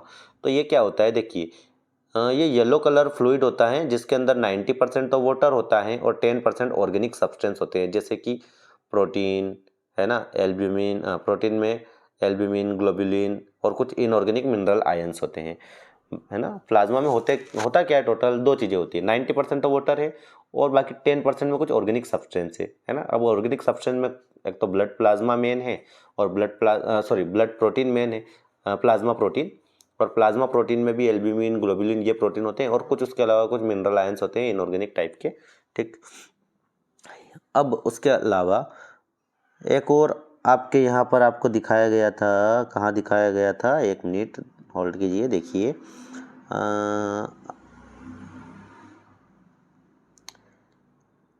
हाँ, यहाँ हमने पढ़ा कि हमारे जो सर्कुलेटरी मीडियम है ये, है ना, इसमें दो चीज़ें हैं, एक तो ब्लड है, एक लिम्फ है। ठीक है, तो अब हम लिम्फ के बारे में जानते हैं, लिम्फ क्या चीज़ है। तो देखिए, ये लिम्फ के बारे में हमें यहाँ दिया गया है, ये देखिए लिम्फ, है ना। लिम्फ क्या चीज़ है, तो lymph is a yellowish fluid escapes from the blood capillaries into the intracellular space। Lymph एक तरह का येलो कलर का फ्लूइड सब्सटेंस है जो ब्लड से ही स्केप होता है ना। ब्लड कैपिलरीज के थ्रू ब्लड का कुछ येलोइश फ्लूइड जो है वो इंटरसेल्युलर स्पेस में चला जाता है, जिसके अंदर ब्लड से लेस अमाउंट में प्रोटीन होता है। इसको ही हम क्या बोलते हैं, इस फ्लूइड, येलोइश फ्लूइड को लिम्फ बोलते हैं। जब ब्लड कैपिलरीज में बह रहा है तो ब्लड से कुछ येलोइश कलर का फ्लूइड निकल करके इंटरसेल्युलर स्पेस में चला जाता है, उसको हम लिम्फ बोलते हैं। और उसमें जो प्रोटीन होता है ब्लड के कंपैरिजन में थोड़ा लेस अमाउंट में। और ये ब्लड जो है, देखिए, blood flows from the tissue to heart arising in transportation and destroying germs. ये लिम्फ जो है ये फ्लो करता रहता है इंटरसेलुलर स्पेस में, और ये हार्ट असिस्टिंग इन ट्रांसपोर्टेशन, है ना, ये ट्रांसपोर्टेशन में हेल्प करता है और साथ में जर्म्स को डिस्ट्रॉय करने का काम करता है। ठीक है, अब उसके बाद देखिए ब्लड वेसल्स। तो ब्लड वेसल्स टोटली 2 टाइप की है, आर्टरीज और वेन्स। अब इन दोनों में क्या डिफरेंस है ये यहाँ आपको दिया गया है, तो आर्टरीज और वेन्स में आप डिफरेंस जान लीजिए। आर्टरीज और वेन्स में डिफरेंस देखिए, आर्टरीज जो हैं ये कैरी करती है किसको, ऑक्सीजनेटेड ब्लड को। Arteries carry oxygenated blood from heart to body part except pulmonary artery. अब हमारी बॉडी में जितनी भी आर्टरीज हैं उनका काम ये है कि ऑक्सीजनेटेड ब्लड जो है उसे हार्ट से बॉडी के डिफरेंट पार्ट्स तक पहुंचाए। ठीक है, सिर्फ पल्मोनरी आर्टरी एक एक्सेप्शन है जिसमें डीऑक्सीजनेटेड ब्लड होता है, बहता है ना, इसमें ऑक्सीजनेटेड ब्लड नहीं बहता है, बाकी सारी आर्टरीज में ऑक्सीजनेटेड ब्लड बहता है। इधर हम वेन्स में देखें तो आर्टरीज का जस्ट अपोजिट है कि क्या करती है, कैरी करती है डीऑक्सीजनेटेड ब्लड को। कहाँ से कहाँ तक डीऑक्सीजनेटेड ब्लड कहाँ होता है, बॉडी में होता है, वहाँ से हार्ट को जाता है। ठीक है, इसमें भी एक्सेप्शन है, कौन, पल्मोनरी वेन। ठीक है, जिस तरह पल्मोनरी आर्टरी में क्या होता है डीऑक्सीजनेटेड ब्लड, पल्मोनरी वेन में ऑक्सीजनेटेड ब्लड होता है। अभी हार्ट में बताया था ब्लड फ्लो कैसे हो रहा है, उसमें बताया गया था, है ना। देखिए अगला देखिए, ऑल्सो कॉल्ड डिस्ट्रीब्यूटिंग वेसल, है ना, इनको डिस्ट्रीब्यूटिंग वेसल भी बोलते हैं, और ऑल्सो कॉल्ड कलेक्टिंग वेसल, इनको कलेक्टिंग वेसल भी बोलते हैं, क्योंकि ये क्या करती है, आर्टरीज जो है ऑक्सीजन और फूड मटेरियल को डिस्ट्रीब्यूट करने का काम करती है, और ये वेन्स जो है इसके अंदर डीऑक्सीजनेटेड ब्लड आता है, तो डीऑक्सीजनेटेड ब्लड जो है वो कार्बन डाइऑक्साइड को कलेक्ट करके लाती है, वेस्ट मटेरियल को कलेक्ट करके लाती है, इसलिए इनको कलेक्टिंग वेसल्स भी बोलते हैं। थिक एंड इलास्टिक, है ना, आर्टरीज जो है वो थोड़ी थिक होती है और इलास्टिक होती है, जबकि वेन जो है वो थिन होती है, पतली होती है और लेस इलास्टिक होती है। ठीक है, अब हमने अभी तक जो कवर किया है ना, ये इसमें ट्रांसपोर्टेशन इन ह्यूमन बींग्स या एनिमल्स हो गया है। अब है ट्रांसपोर्टेशन इन प्लांट्स। अब प्लांट्स में ट्रांसपोर्टेशन कैसे होता है, तो देखिए प्लांट्स में ट्रांसपोर्टेशन के लिए 2 टाइप के टिश्यू होते हैं, है ना, एक तो जाइलम और दूसरा फ्लोएम। ठीक है, तो क्या लिखा गया है हम ध्यान से सुने और समझे। ट्रांसपोर्टेशन इन प्लांट्स में आपको क्या बताया गया है, तो देखिए सबसे पहले आपको बताया गया है कि there are 2 main conducting pathways in plant, है ना, ट्रांसपोर्टेशन के 2 मेन कंडक्टिंग पाथवेज हैं प्लांट के अंदर, एक है जाइलम दूसरा है फ्लोएम। ये जाइलम जो है ये क्या करता है, तो ये वाटर और मिनरल्स को रूट से प्लांट के अदर पार्ट्स तक पहुंचाता है, और ये फ्लोएम जो है ये फोटोसिंथेसिस में जो प्रोडक्ट बनता है यानी कि कार्बोहाइड्रेट वगैरह फूड मटेरियल जो बनता है लीव्स में, तो वहाँ से लीव्स से ये फोटोसिंथेसिस के प्रोडक्ट को कहाँ पहुँचाता है, अदर पार्ट्स ऑफ प्लांट्स, है ना। जाइलम जो है इसमें इसके थ्रू जो ट्रांसपोर्टेशन होता है इसमें एनर्जी यूज़ नहीं होती है, जबकि इस ट्रांसपोर्टेशन में क्या होती है, एनर्जी यूज़ होती है ना। तो जाइलम का मेन फंक्शन है वाटर और मिनरल्स को रूट से प्लांट के अदर पार्ट्स तक पहुंचाना, और फ्लोएम का मेन फंक्शन है फोटोसिंथेटिक प्रोडक्ट जो है, फोटोसिंथेसिस प्रोडक्ट यानी कार्बोहाइड्रेट या फूड मटेरियल उसको लीव्स से प्लांट के अदर पार्ट्स तक पहुंचाना। ठीक है, और जाइलम को एनर्जी जो है उसकी नीड नहीं होती है, बिना एनर्जी के ही वो अपना वर्क कर लेता है, जबकि फ्लोएम वाले वर्क में एनर्जी की नीड होती है। ठीक, अब आगे बढ़ते हैं।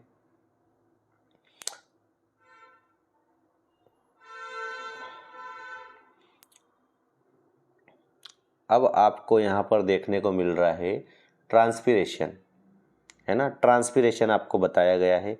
ट्रांसपिरेशन मैंने आपको पहले ही बता दिया है कि ट्रांसपिरेशन क्या चीज़ होती है, फिर भी यहाँ आपको मैं एक बार और समझा देता हूँ शॉर्ट में।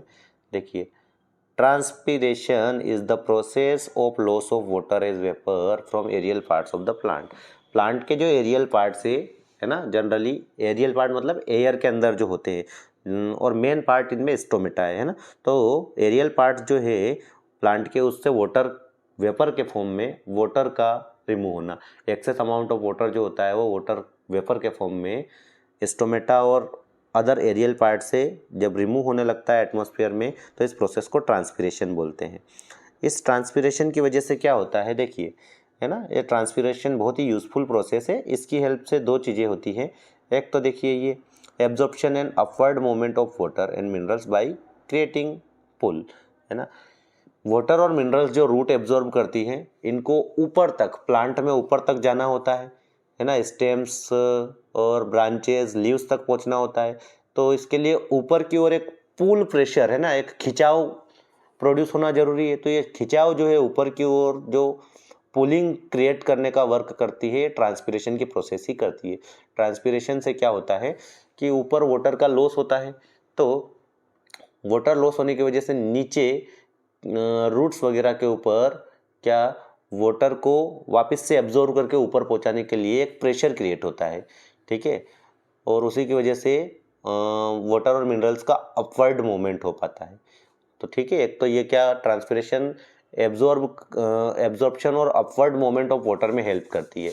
इसी की वजह से रूट्स, प्लांट्स की रूट जो है वो वाटर को एब्जॉर्ब कर पाती है और अपवर्ड ट्रांसपोर्ट कर पाती है, क्योंकि इसकी वजह से क्या होता है, एक तरह का पुलिंग, है ना, एक तरह का खिंचाव, एक तरह का पुल ऊपर की ओर क्या क्रिएट होता है। और दूसरा, it helps in temperature regulation in plants, या प्लांट्स में टेम्परेचर को रेगुलेट करने का भी काम करती है।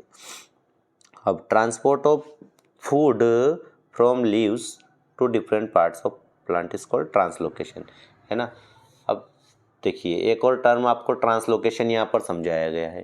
ट्रांसलोकेशन का मतलब क्या होता है, transport of food from leaves to different parts of the plant, है ना। फूड बनता है कहाँ पर, प्लांट की लीव्स में, तो वहाँ से फूड का बनने के बाद डिफरेंट पार्ट्स ऑफ प्लांट तक फूड का ट्रांसफ़र होना, इसके लिए हम टर्म यूज़ करते हैं ट्रांसलोकेशन, है ना।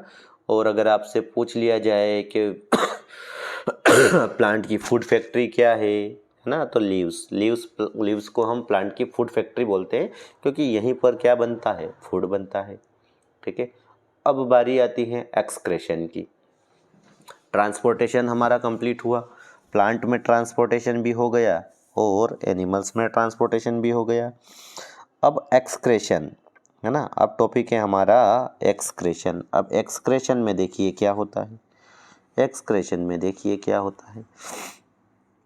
तो ये आपको ह्यूमन एक्सट्रैक्टिव सिस्टम बताया गया है।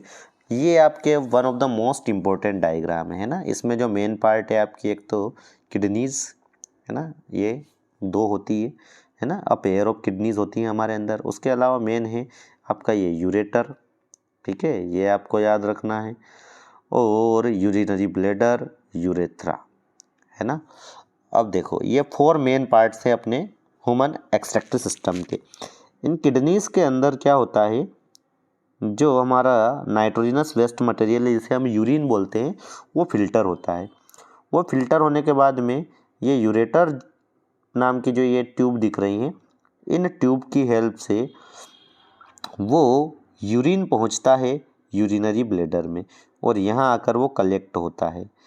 जब ये यूरिनरी ब्लैडर यूरिन से फुलफिल हो जाता है, तो फिर ये यूरेथ्रा जो है, इसके थ्रू ये यूरिन जो है बॉडी से बाहर रिमूव हो जाता है, ठीक है। यहाँ पर किडनीज के अंदर यूरिन फिल्टर होगा, यूरेटर्स के थ्रू यूरिनरी ब्लैडर में पहुँचेगा, यहाँ पर वो कलेक्ट होगा, और उसके बाद में जब ये फिल हो जाएगा, पूरी तरह से भर जाएगा, तो एक प्रेशर क्रिएट होगा, और उस प्रेशर की वजह से इस यूरेथ्रा के थ्रू बॉडी से बाहर जो है यूरिन रिलीज़ हो जाएगा, ठीक है। अब इसके बारे में जो डिस्क्रिप्शन दिया है वो हम जान लेते हैं। देखिए क्या क्या बताया गया है, 1 बाय 1 हम कवर करते हैं चीज़ों को, 1 बाय 1 हम कवर करते हैं चीज़ों को। देखिए सबसे पहले आपको कहा गया है, क्या कहा गया है, ध्यान से देखिए। आपको कहा गया है, देखिए, the process of removal of the harmful metabolic wastage from the body, है ना। एक्सक्रेशन क्या होता है ये बताया गया है ना। तो वो प्रोसेस जिसके थ्रू आप हार्मफुल जो मेटाबॉलिक सब्सटेंस है, मेटाबॉलिक वेस्ट मटेरियल है आपकी बॉडी में, हार्मफुल वेस्ट मटेरियल, उसको बॉडी से बाहर निकालने की प्रोसेस, उसको जितना भी मतलब कुल मिला करके आपकी बॉडी के अंदर मेटाबॉलिक एक्टिविटीज़ चल रही है बहुत सारी, तो उनमें जो वेस्ट मटेरियल बन रहा है उस वेस्ट मटेरियल को बॉडी से बाहर रिमूव करने की प्रोसेस को हम एक्सक्रेशन बोलते हैं। ठीक है, अब ह्यूमन बींग्स का जो एक्सट्रैक्टिव सिस्टम होता है इसमें कौन कौन से पार्ट्स होते हैं, है ना, बड़ा ध्यान से देखिएगा, बहुत ही इंपॉर्टेंट टॉपिक है। तो इसमें अ पेयर ऑफ किडनीज होती है, अ यूरिनरी ब्लैडर होता है, अ पेयर ऑफ यूरेटर्स और यूरेथ्रा, ये 4 मेन पार्ट्स होते हैं जो मैंने आपको बताए हैं, है ना। ये आपकी देखिए ये किडनी है ना, आपको ये देखिए आप,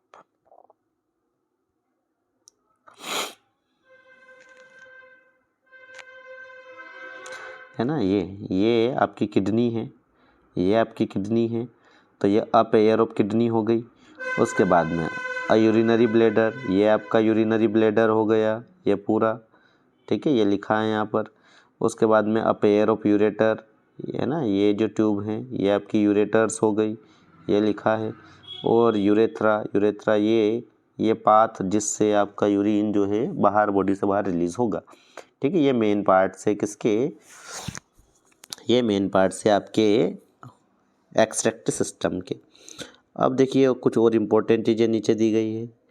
यूरिन प्रोड्यूस्ड, यहाँ देखिए आप, है ना, यहाँ आपको पढ़ना है। Urine produced in the kidney, 1 minute, देखिए urine produced in the kidney passes through ureters into urinary bladder where it is stored until it is released through the urethra। ये मैं आपको ऑलरेडी बता चुका हूँ, है ना, कि यूरिन जो प्रोड्यूस होता है वो किडनी के अंदर प्रोड्यूस होता है ना, इनके अंदर प्रोड्यूस होता है, और यहाँ से वो इन यूरेटर्स के थ्रू पास होता है, यूरिनरी ब्लैडर में जाता है, और यहाँ यूरिनरी ब्लैडर में स्टोर रहता है जब तक कि वो यूरेथ्रा के थ्रू बॉडी से बाहर रिमूव नहीं हो जाता, ये बताया गया है। अब उसके बाद में देखिए क्या, the purpose of making urine is to filter out waste product from the blood, है ना। यूरिन बनने का क्या पर्पस है, बॉडी में यूरिन क्यों बनता है, तो हमारे ब्लड में जो वेस्ट मटेरियल होते हैं उन वेस्ट मटेरियल को फिल्टर करके रिमूव करने के लिए, हमारे ब्लड में से वेस्ट मटेरियल को फिल्टर करके अलग निकालने के लिए क्या बनता है, यूरिन बनता है। ठीक है, और इसका बनना बहुत ज़्यादा ज़रूरी है, वरना ये जो वेस्ट मटेरियल है ये हमारी बॉडी में ही एक्यूमुलेट होते रहेंगे। तो अब हमारी जो किडनी है ना, हर किडनी के अंदर देखिए etch kidney has large number of filtration units called nephrons. हमारी किडनी के अंदर बहुत सारे नंबर्स में, है ना, मिलियंस ऑफ क्या होती है, फिल्ट्रेशन यूनिट होती है। उन फिल्ट्रेशन यूनिट को हम क्या बोलते हैं, नेफ्रॉन बोलते हैं। ये नेफ्रॉन हमारी किडनी का मेन पार्ट है ना, ये इसकी फंक्शनल यूनिट है। अब ये जो यूरिन बनता है वो बनता कैसे है, ये आपको यहाँ बताया गया है, यूरिन फॉर्मेशन, है ना। तो यूरिन फॉर्मेशन जो है 3 स्टेप्स में होता है, पहले ग्लोमेरुलस फिल्ट्रेशन होता है, फिर ट्यूबुलर रीएब्जॉर्प्शन होता है, और फिर सेक्रेशन होता है। इसमें क्या देखिए, पहले आपके क्या होगा, nitrogenous wastage, glucose, water, amino acid filter from the blood into Bowman capsule of the nephron, है ना। नेफ्रॉन का एक पार्ट होता है बोमन कैप्सूल।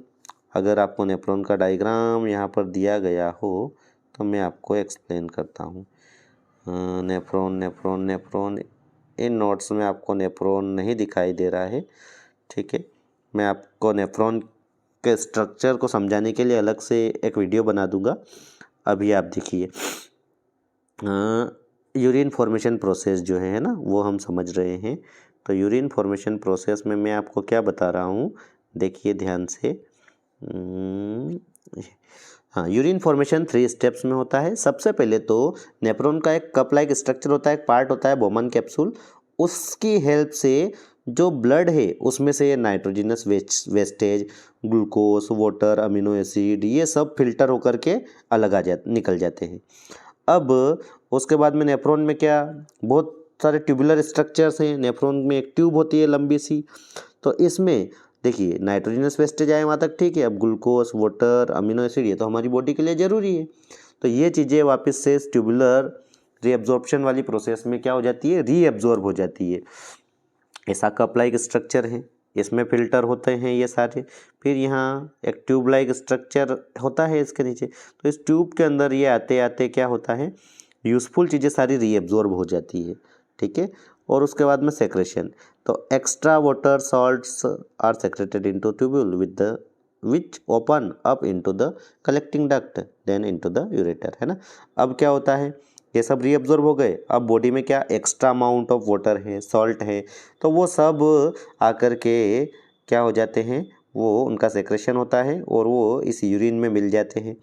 और ये उसके बाद में जो माउथ है इसका कलेक्टिंग डक्ट में जा कर के ओपन होता है। कलेक्टिंग डक्ट तो इन सारे चीज़ों को कलेक्ट करके कहाँ पहुँचा देती है, यूरेटर्स में, ठीक है।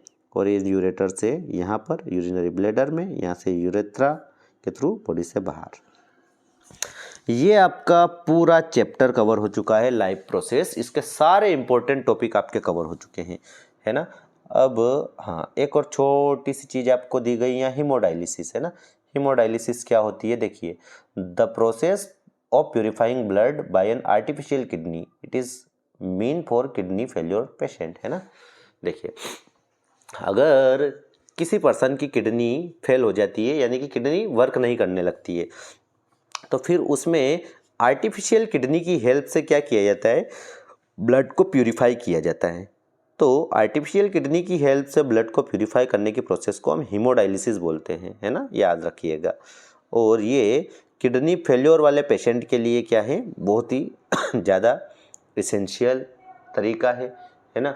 मतलब उसके ट्रीटमेंट का या आर्टिफिशियल तरीके से उसके ब्लड से वेस्ट मटेरियल को रिमूव करने का एक तरीका है, ठीक है। अब अभी तो प्लांट में एक्सक्रेशन बचा है, देखिए, तो प्लांट में क्या होता है, स्टोमेटा के थ्रू ट्रांसपिरेशन की प्रोसेस से देखो, स्टोमेटा के थ्रू ऑक्सीजन, CO2 और H2O ये क्या हो जाते हैं। अगर ऑक्सीजन एक्स्ट्रा अमाउंट में बन रही है, ऑक्सीजन तो वैसे ही प्लांट में वेस्ट मटेरियल होता है, प्लांट के लिए वेस्ट मटेरियल है, किसी काम का नहीं, तो ये स्टोमेटा के थ्रू एटमॉस्फेयर में रिलीज हो जाता है। वाटर जो है वो ट्रांसपिरेशन की प्रोसेस से स्टोमेटा के थ्रू रिमूव हो जाता है। और CO2 कि अगर ज़्यादा अमाउंट में रेस्पिरेशन में CO2 बन गई, जनरली होता ये है कि प्लांट दिन में ऑक्सीजन रिलीज़ करते हैं और रात में CO2 रिलीज़ करते हैं, ठीक है। तो ये किसकी हेल्प से करते हैं, स्टोमेटा की हेल्प से। फिर अदर वेस्ट, यहाँ देखिए दूसरा पॉइंट, अदर वेस्ट में बी स्टोर्ड इन लीव्स, है। अदर जो वेस्ट मटेरियल होता है प्लांट में, वो लीव्स के अंदर स्टोर हो जाते हैं, या प्लांट की जो बार्क है, छाल है पेड़ की, उसमें इकट्ठे हो जाते हैं, स्टोर हो जाते हैं, विच fall of from the plant. और वो लीव्स जो है सूखने के बाद प्लांट से गिर जाती है, या वो छाल जो है धीरे धीरे प्लांट से उतर जाती है, ठीक है। तो साथ साथ वेस्ट मटेरियल भी रिमूव हो जाता है। फिर plant extract some waste into the soil around them, है ना। कुछ वेस्ट मटेरियल प्लांट जो है अपने आसपास की सोइल में भी क्या कर देते हैं, एक्सट्रैक्ट कर देते हैं, है ना। फिर gums, resins in old xylem, ठीक है। ये गम्स और जो रेजिन है ये भी क्या है, प्लांट के वेस्ट मटेरियल है। फिर सम मटेरियल, है ना, क्या बताया गया है यहाँ देखिए, some material, some metabolic waste in the form of crystals of calcium oxalates in the leaves of colocasia and stem of jimikand, है ना। ये कुछ और वेस्ट मटेरियल भी है कुछ स्पेशल प्लांट्स में, ठीक है। अब ये पूरी तरह से कवर हो चुका है हमारा लाइफ प्रोसेस चैप्टर। ये आपको यहाँ पर नीचे कुछ क्वेश्चंस दिए हैं इसके, ये क्वेश्चंस आप कवर कीजिएगा। चैप्टर मैंने पूरा आपको एक्सप्लेन कर दिया है ना। ये आपको कुछ इंपॉर्टेंट क्वेश्चंस यहाँ दिखाई दे रहे हैं, वेरी शॉर्ट 1 मार्क्स के अकॉर्डिंग, और शॉर्ट क्वेश्चन 2 और 3 मार्क्स के अकॉर्डिंग, और ये लॉन्ग क्वेश्चन भी है 5 मार्क्स के अकॉर्डिंग। ये सारे क्वेश्चंस जो आपको दिख रहे हैं यहाँ पर, ये आपके लिए इम्पोर्टेंट होने वाले हैं, इसलिए इन क्वेश्चंस को आप अच्छे से कवर कीजिएगा हमारे नोट्स की हेल्प से, है ना। नोट्स में मैंने एक एक चीज़ आपको अच्छे से एक्सप्लेन की है, तो इनके आंसर्स भी आप नोट्स में से लिख लीजिएगा, ठीक है। Thank you. आई होप आपको ये चैप्टर पूरी तरह से क्लियर हुआ होगा, आपके सारे डाउट्स दूर हो गए होंगे, डाउट्स क्लियर हो गए होंगे, और एक क्विक रिवीजन आपको इस 1 से 1.5 घंटे की क्लास के अंदर मिल चुका होगा, है ना। तो अब आप इस वीडियो को लाइक ज़रूर करें, चैनल को सब्सक्राइब करें ताकि आगे भी आपको और भी चैप्टर्स के इसी तरह के क्विक रिवीजन वाले वन शॉट वीडियो आपको मिल सके। और अपने फ्रेंड्स को शेयर भी कीजिए ताकि उनकी भी एग्ज़ाम की प्रिपरेशन अच्छी हो सके। ठीक है, थैंक यू।